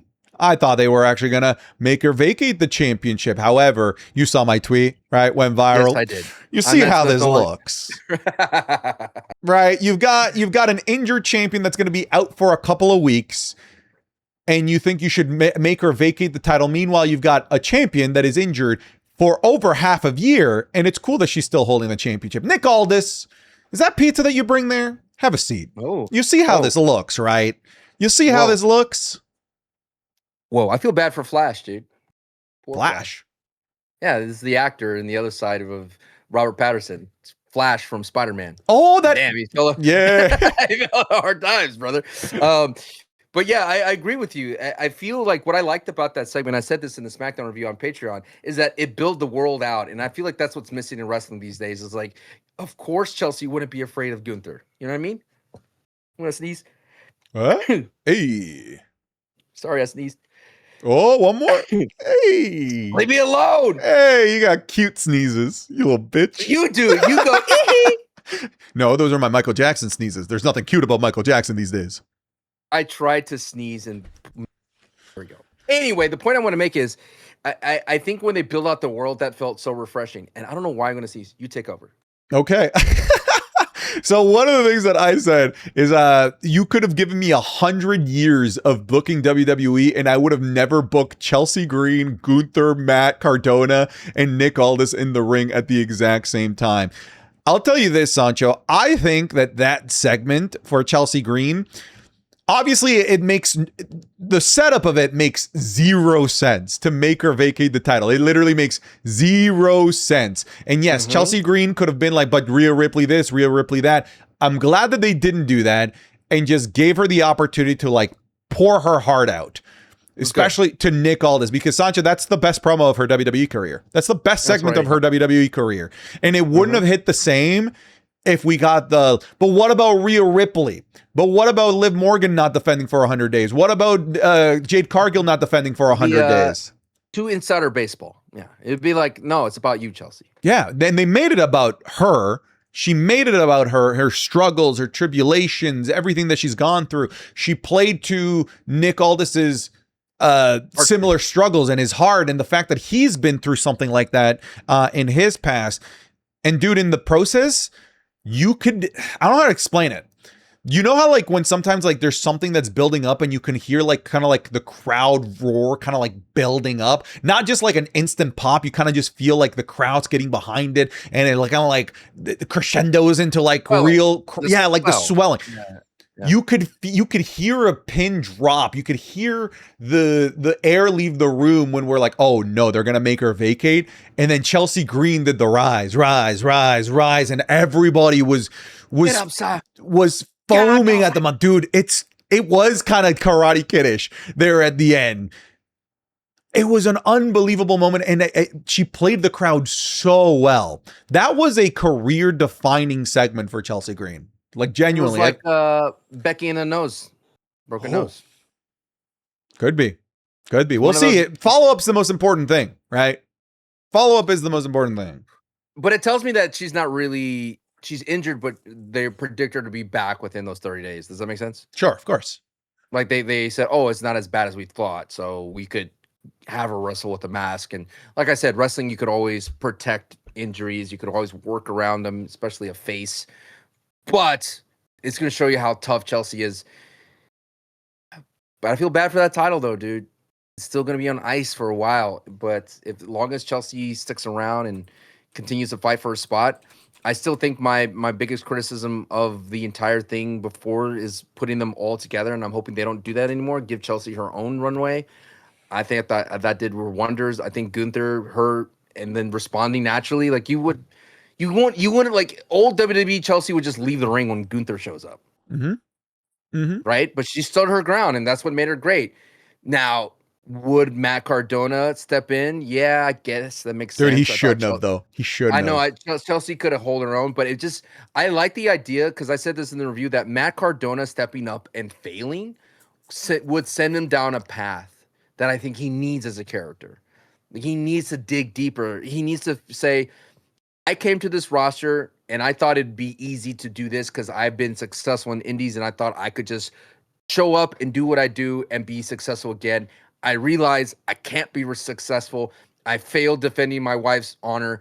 I need to be a better man and just dig deeper. And that would be really cool launch point. Because that's what I liked about it. If you continue to be creative and not just be so segmented with your stories and have ability to weave in people, let other stories inspire other wrestlers, other stories affect other wrestlers, I think you could create a much more efficient, creative show. And that's what I liked about that SmackDown. I was like, oh, that's cool that this moment happened with Chelsea. It affects the women's division. Out came Gunther. Gunther re-solidifies himself as a dirty, mean heel. And then Matt Cardona is out there. And then maybe him rising from the lower card to mid card to maybe higher starts the journey here. So there's really nice little branches and timelines that you could launch off of one segment. And that's how efficient that was. And I'm hoping that WWE does more of that. Like, just lean into that. Have those stare downs with random people, sure, but have more than just a stare down. Because remember, we've had Jade stare down Charlotte for what, years now, it feels like? And now we're finally getting something. So there's more of those moments and things of that sort. But I'm excited. But I'm hoping that Tatum Paxley does something because I feel like that's interesting enough that SmackDown, even though it was efficient, you still lost out on so many moments. And Santi, you said they posted so many on socials as well. Dude, 5. I didn't even know that. 5. They posted 5. They posted Paige replying to Nikki Bella on social media. They posted Blake Monroe and Julia backstage with Nick Aldis, confirming Blake versus Julia next week's episode of Friday Night SmackDown. They posted Nakamura further hinting and showing a silhouette of his new tag team partner. They showed Fraxium and Matt Cardona, Fraxium and Ricky Saints in a segment backstage. And then they showed The Miz and Kit Wilson unzombified out of it with Matt Cardona backstage in the medical area. 5 like backstage segments that would have been on SmackDown, boop, just kind of removed. And in a video I said, dude, these things being left off of SmackDown is the reason why I can't wait for SmackDown to hopefully, fingers crossed, when it comes time to renew with USA Network, goes to Netflix worldwide. Because then it can be a 2-hour and 20-minute show. Then you can have commercial break segments where you could have put that stuff in during commercial breaks instead of just not appearing at all and hoping people see it on social media. I think this goes to something that you were talking about before we went on the air, is that like the roster's a little bit on the bloated side, my friend, especially on SmackDown. SmackDown has the roster of a 3-hour show, but it's only got 2 hours. So I mean, it creates situations like these where things just get pushed off to social media. And listen, if they appear on social media, they don't count. They don't matter. They're barely canon. It shows you that they need to figure out some kind of a seasonal thing for wrestlers as well. And maybe when this happens, we get into the throes of SmackDown getting cut down because I don't see the WWE leaving USA in any kind of way. I know they've done it in the past, but for them to lose a traditional network where there's a casual audience that like a good fan base still lives on TV only, I think that would hurt them because that's the reason why they've pump it full of recaps from Monday Night Raw. They pump it full of PLE stuff because and Peacock and Saturday Night's Main Event is because that's their Trojan horse, if you want to honestly it. That's their Trojan horse into getting into other people involved into what's happening and maybe joining Netflix. But I do say that when it cuts down to 2 hours, maybe have a seasonal switchover. Maybe you give wrestlers time off so that they can recoup. Because what ends up happening is you have all these people asking questions. Where's Julia? Where's Jordan Grace? Where's Ricky Saints? Where's Fraxium? I haven't seen them in a while. Maybe they just flip-flop them over into another style. I mean, NFL has off-season, and I think SmackDown right now is, I feel this 2-hour shows are in their off-season, but it's bizarre to me because it feels so top-heavy. Heavy top-heavy. All the main eventers are just doing promo segments, and they're eating so much time. Don't get me wrong. CM Punk and Kevin Owens was fun ride, exciting promo, back and forth, juiciness of modern day promos of talking about things that they shouldn't be talking about. All that was great, but at the end of the day, you lose out on so much talent like the Ricky Saints. And I know people are like, but why do we want to see Ricky? I want more Kevin Owens and CM Punk. I get that, but you could still find ways to feature most of the talent on the TV if your roster's so bloated. Yeah. I mean, you've mentioned that a little bit about AEW in the past as well, right? Well, I feel like right now it's like AEW, what the issue they run into is that they have too much roster and they don't have enough television time. It's like, you know why they have so much roster? When you look at their PLEs, it is so chock full of matches. It's because everything has just been brewing on the weekly television, doesn't have all the time to match rate. If you had a lot of TV time and less of a roster, you could have a blow-off big match happen at a weekly television rather than shoving it all in a PLE. I think there's a fine balance. WWE could use more matches. AEW could use less matches, but AEW just has so much roster. Like, you don't even know, like, where did this guy go? Like, for the longest time, you're like, where the hell's Dark Order? Oh, they're doing something on a random thing, or they're wrestling somewhere else for a bit. And you're like, okay, this is really strange because what's happening right now? Swerve Strickland, you would think that he would always be there, but he comes and goes. Hangman Page comes and goes. And now we're going to add more people to AEW that are bigger names, like a Austin Creed and a Kofi, and maybe a Sheamus. Like, where's the room? There's no room. I mean, it's part of the reason why their pay-per-views are 9 hours long. You know, I know. But hey, to their credit, they fit them. They fit them, regardless of how bloated the roster is. They fit them. That's what's so crazy is now there's AEW, Collision, Dynamite, and they have Ring of Honor, so they have room for everybody. It's just, I feel when it comes to current modern day wrestling, it is interesting because, one, everybody's bodies are being more taken care of. So wrestlers are lasting longer and wrestling at a higher rate, right? Mm-hmm. Or maybe the load management is less. The indie scene is still, you could get your name out there as an indie wrestler. We saw that with Matt Cardona. So it's a good ecosystem that it's in, but it's interesting once you get to the top, it just feels so congested because CM Punk is still around. Randy Orton's still around. They're old. Rey Mysterio's still around. But it's an interesting thing that I can't put my finger on it, but it's something that I'm like, it's brewing in my mind. Like, I got to keep an eye on this type of situation. You know, it's like a perfect storm. Yeah. What's the solution? Like, what can you even do in this type of situation, having too much talent? What is it? Just like purging and allowing more of these guys to go through the traditional indie route? I don't know. We've seen like EC3 go through indie route and just doesn't work for everybody. And I think that's the harsh reality is there's still not enough spots in wrestling. There's just not enough. It's kind of crazy to me to think of that. And even though we have AEW being a big promotion too, there's just not enough spots anymore. Like, I can't imagine going through being AJ Styles in TNA and you just hard stop because Hogan and Sting are there. And you're like, what can I do? You just got to hope that you stick around long enough to you finally get your flowers when you move on to a different promotion. But it's just something that I find interesting because it's like, I could see why the Julia fans are losing their mind. Just Jordan Grace fans are upset. The Lyra fans and Bailey fans. The Blake Monroe fans, Finn Balor fans, even because Finn Balor was the guy for SmackDown. But all of a sudden, like the LA Knight treatment, Randy Orton comes back, Kevin Owens comes back, Finn Balor. Out. Go back to the line. That's what literally Gunther said to him. Go back to the line, Finn. I see the shadow of Finn Balor. But it's that's where it's so fascinating to see when the WWE starts cutting down on matches, and you're like, why? Your roster's so bloated. You're cutting down on time, losing ad time to and wrestling time, all that ad time going up, wrestling time going down. You're like, whoa. You have too much talent, and then AAA as well. Now you're growing your talent. It's complicated. I understand why Triple H will go. You mess with one piece here, you cause so many other issues everywhere else. But at least have the piece on the board, brother. Put them on the board. Put them in the playing field. I feel you. Give me Julia. You know what I mean? I agree, and I mean, I've already said as much. Like, you just move some people over to Raw. Like, I look at, for example, I look at, and in that video, you know, it was like, who should move from Raw to SmackDown and SmackDown to Raw? I had very few people moving from Raw to SmackDown because SmackDown's so stacked.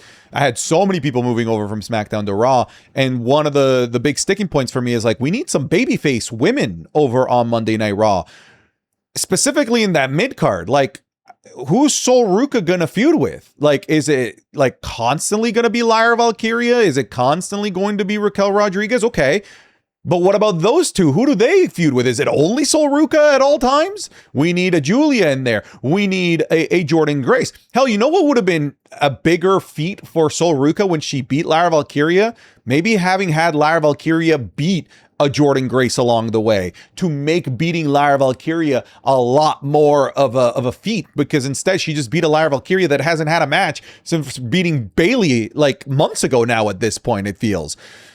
Yeah, man, the rosters, especially in WWE, are imbalanced. AEW, I mean, to be fair, they go through this every year. So I think like this is just par for the course for them. Like, yeah, they're gonna find a way to make room for the New Day and make room for Sheamus if he ends up going there. They're gonna do it. They're gonna find a way. Dude, I can't wait for Austin and Kofi to appear. It's gonna be at All In. It's either going to be making Cope and Christian versus the Young Bucks into a triple threat match, or I think they might team up with Swerve for the trios title against Hangman and Brodito, because that match would be insanely good, like genuinely insanely good. But that's what AEW does. It's like, let's create a trios belt, so now we have 6 wrestlers being in a match. So and 5 singles men's belts. I'm not exaggerating. I think it's 5. I know. There's the what? Let's see. It's got a world TNT. The international one, right? International. Then there's the national, which is so funny to me. And there's another one, like a continental title. Let me see. They have the trio. They have trios, tag. Those guys. Yeah. But I felt like there's and then their own continental winner as well. Okay, I was right. So it's the World Championship.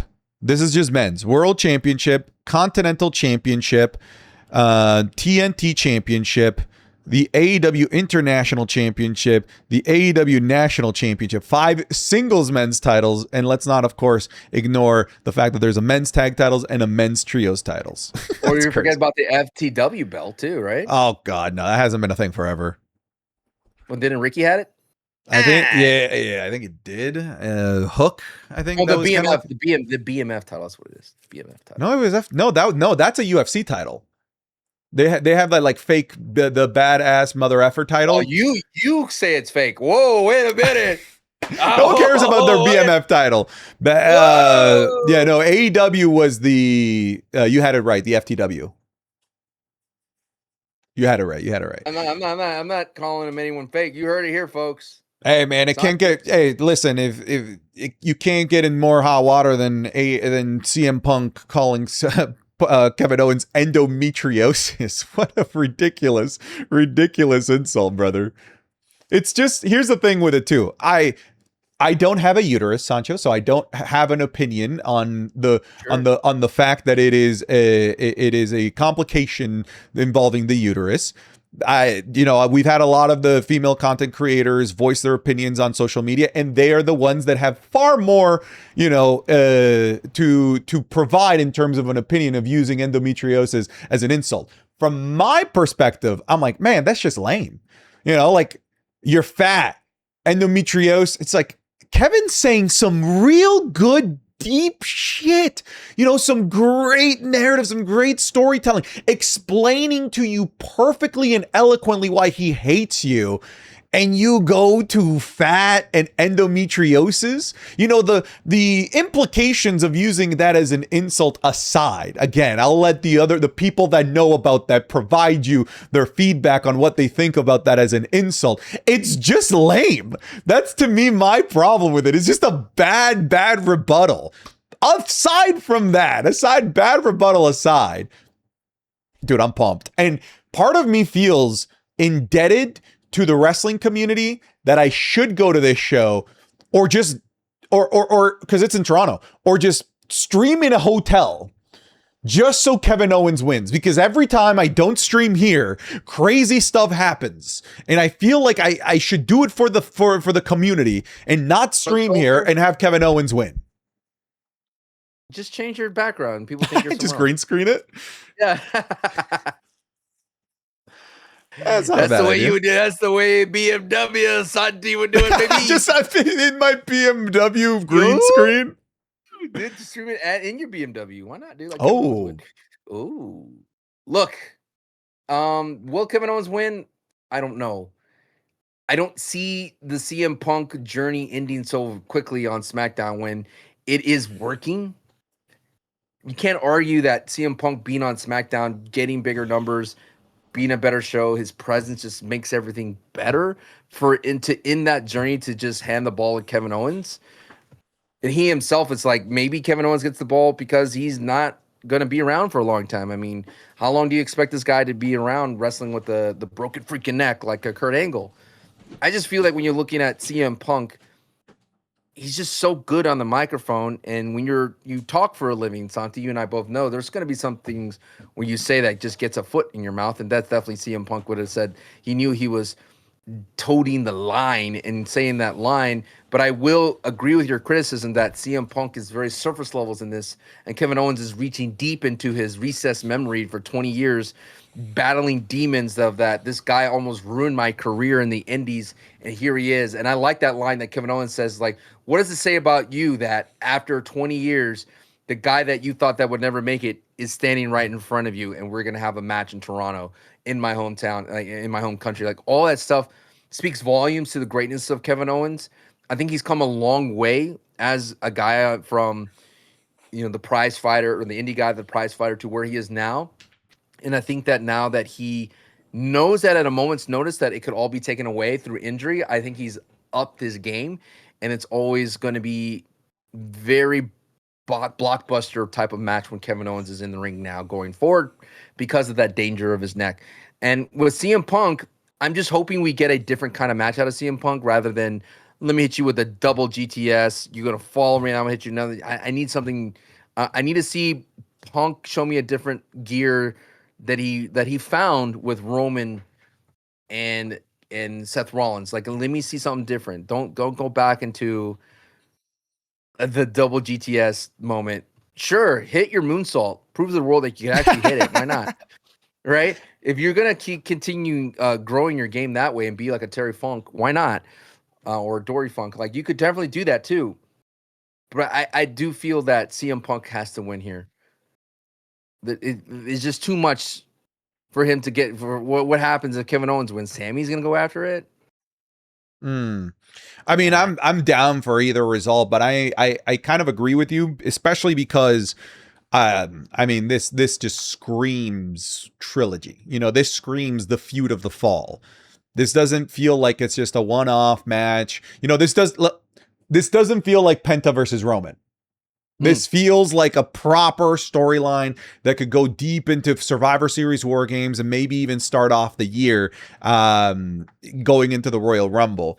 So, yeah, man, like, I feel like we could have maybe a shenanigans-filled finish with Sami Zayn. Sami Zayn kind of got screwed there out of his even getting an opportunity at Randy Orton. So we might, yeah, I kind of want CM Punk to retain, but if Kevin Owens does win, I don't hate the idea of that. Here's my question to you. Are we looking potentially at a world where this could be the feud that puts CM Punk as a heel? Because I just saw a report saying that internally Roman Reigns is listed as a heel, which I guess we saw his heel turn, I guess, officially on Monday Night Raw. There you go. There's a little bit of breaking news. Could we be looking at a CM Punk heel turn off the back of this? Because Kevin Owens, he's the good guy in this. Like, even like right down to everything that he's saying, his motivations, and CM Punk is replying with things that could be considered rather heelish. And you want Cody to go heel too? No. You want Cody to show him his worst? You want Cody Lander? That's different. You know, Cody digging down and being able to have a good old mud fight with Randy Orton. That's a different thing. I'm just saying, we haven't had, I know we haven't had heel Cody either, but we haven't, like, CM Punk, everyone will tell you heel CM Punk is the best version of Punk. We haven't had heel CM Punk since returning to the WWE. Actually, like, we haven't had heel CM Punk since returning to wrestling, because he didn't go heel in AEW officially, you know, like in terms of like a narrative or a storyline. He was never the heel there.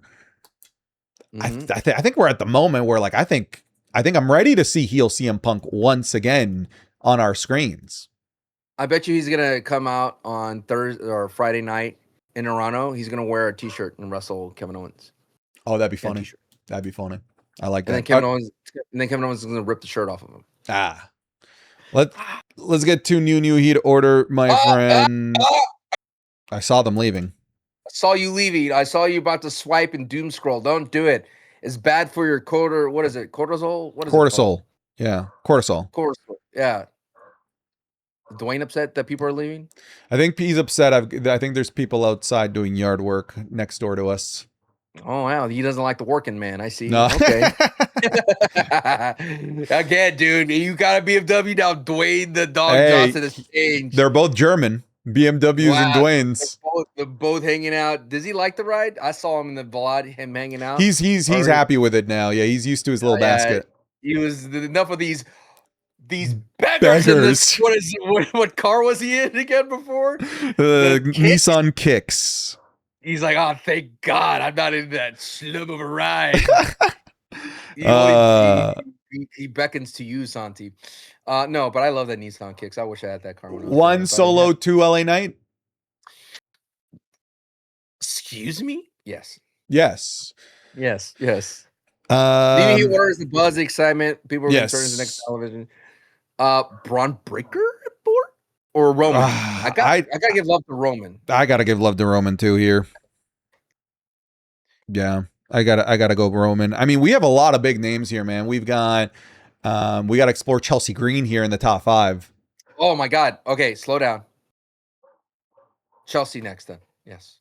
Okay, so Chelsea at 4. Yeah. Do we have room here for Punk and Kevin here? 5, 6, right?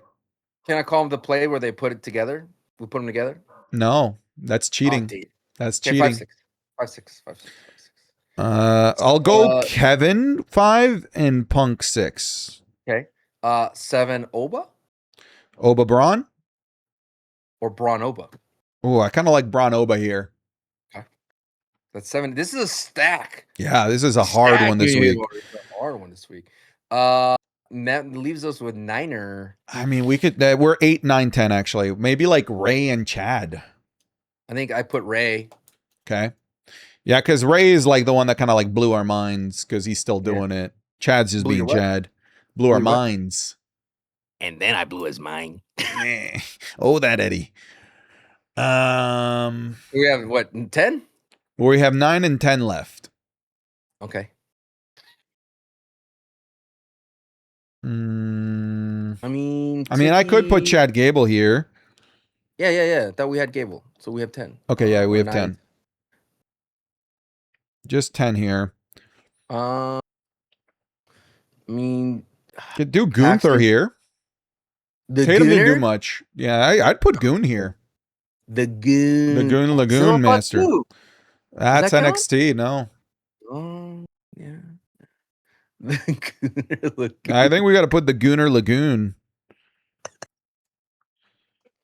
All right, here we go, ladies Why do and you gentlemen. bring the brain rot that's supposed to be for Match Club only? It's reversed, so we are. I'm just going to read it. At number 10, Goon Lagoon. At number 9, Chad Gable. At number 8, Rey Mysterio. Number 7, Braun.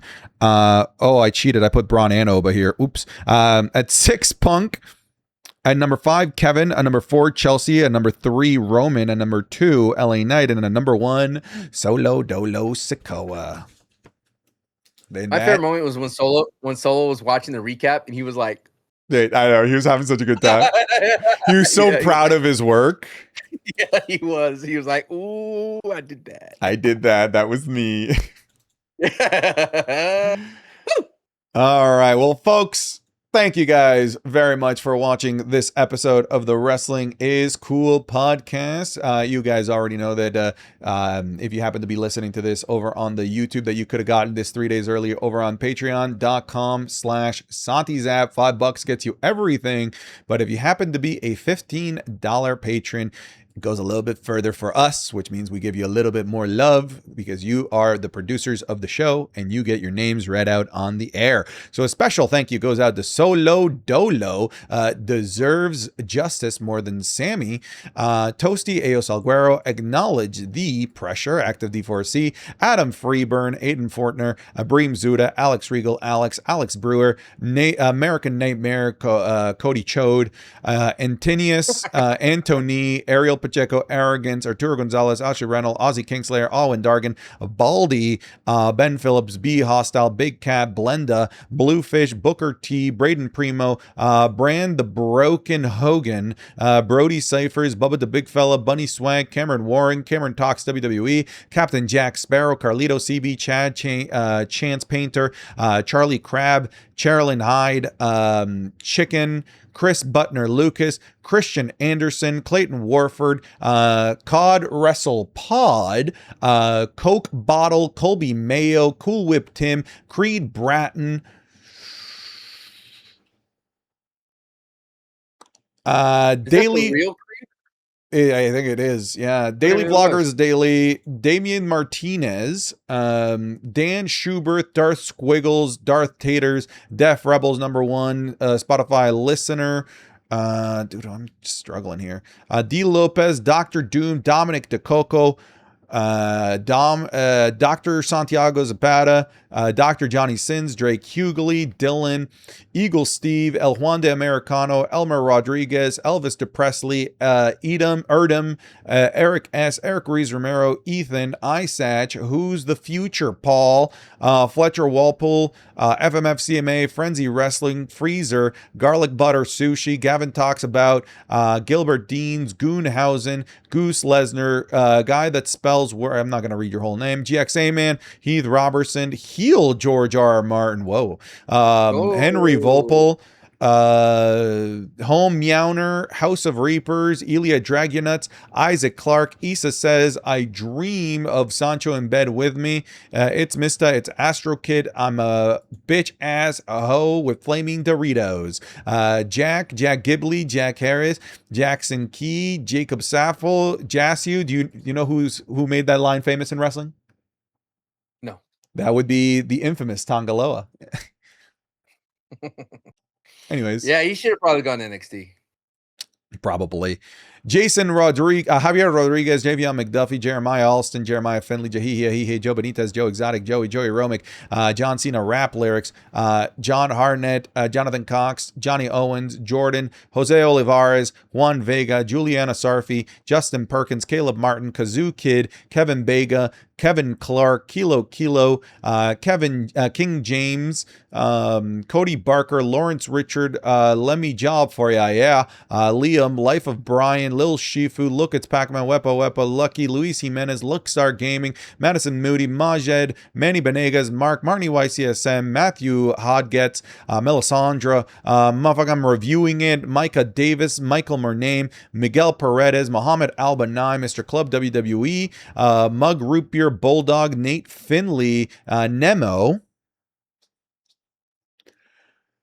N. Freezy, Nicholas Protopapis, Nicholas Endeskevich, Nico Vance, Vance Refrigeration, NyQuil Pad, Odin Sword, Oliver Hammonds, Oscar M's, Pat R, Pat Mickmark, Patrick Star Hogan, Prince Vegeta, Prone, Johnny Gargano, Cuervo, Qui-Gon, Wyatt, the Living Prophet, Raiders for Life, Randomly Chosen, Rainier Neko, Ari4 Villager, our Reaper God, Rey Mysterio, AAA General Manager, Ricky Dutcher, is a AAA commentator, excuse me, Rose City Savage, Roy Alexander, Ryan Halberg, Ryan Munez, Ryback, Sadie Bink, Sacho called me a beggar with the hard R, Sancho, you saved my life in 2024, Sauce God, Savage Feel, Ska Rico Gaming, Shahzaib Imatiaz, Shane, Sean, Sheldon Heckman, Shitsney Nakamura, Six Sheep Sick, okay, Skylar Brashears, Slayer, Stay True, Sugar Shane, Sugar Maglakai, Galaxy, Ty Lung, Teddy Long, SmackDown General Manager. That's why we do what we do. The Patriots own the Chargers. Vanilla Jorilla, The Winds of Winter, the LA Knight Mega Glazer, The Final Boss, Bloodline Rules, Tom Dodd, Trevor Harder, Tristan Repko, Turner Dahl, Tycho, Tyler Brand, Tyler Logan, Tyler McGarry, Undead, Unknown Zero, use code ZAP to have a lame-ass gimmick, Utah Beach, Vegan Man, Vegeta, Venom D. Tyler, Verzo, Voidsy, Juan Pablo III, Wayne Heiser, White Mexican, Why Does Sancho Play Elevator Music Do WM Review, William Newton, Zach Smira, Yo Girl Side, York V2, Zach Holdwick, Zay2K, Hot Take Tank, and the man Becky Lynch. Thank you guys very much for watching and listening to this episode of the Wrestling is Cool podcast. We'll see you guys in the next one. 2 hours and 10 minutes for you guys. Hope you guys like it. Goodbye, everybody.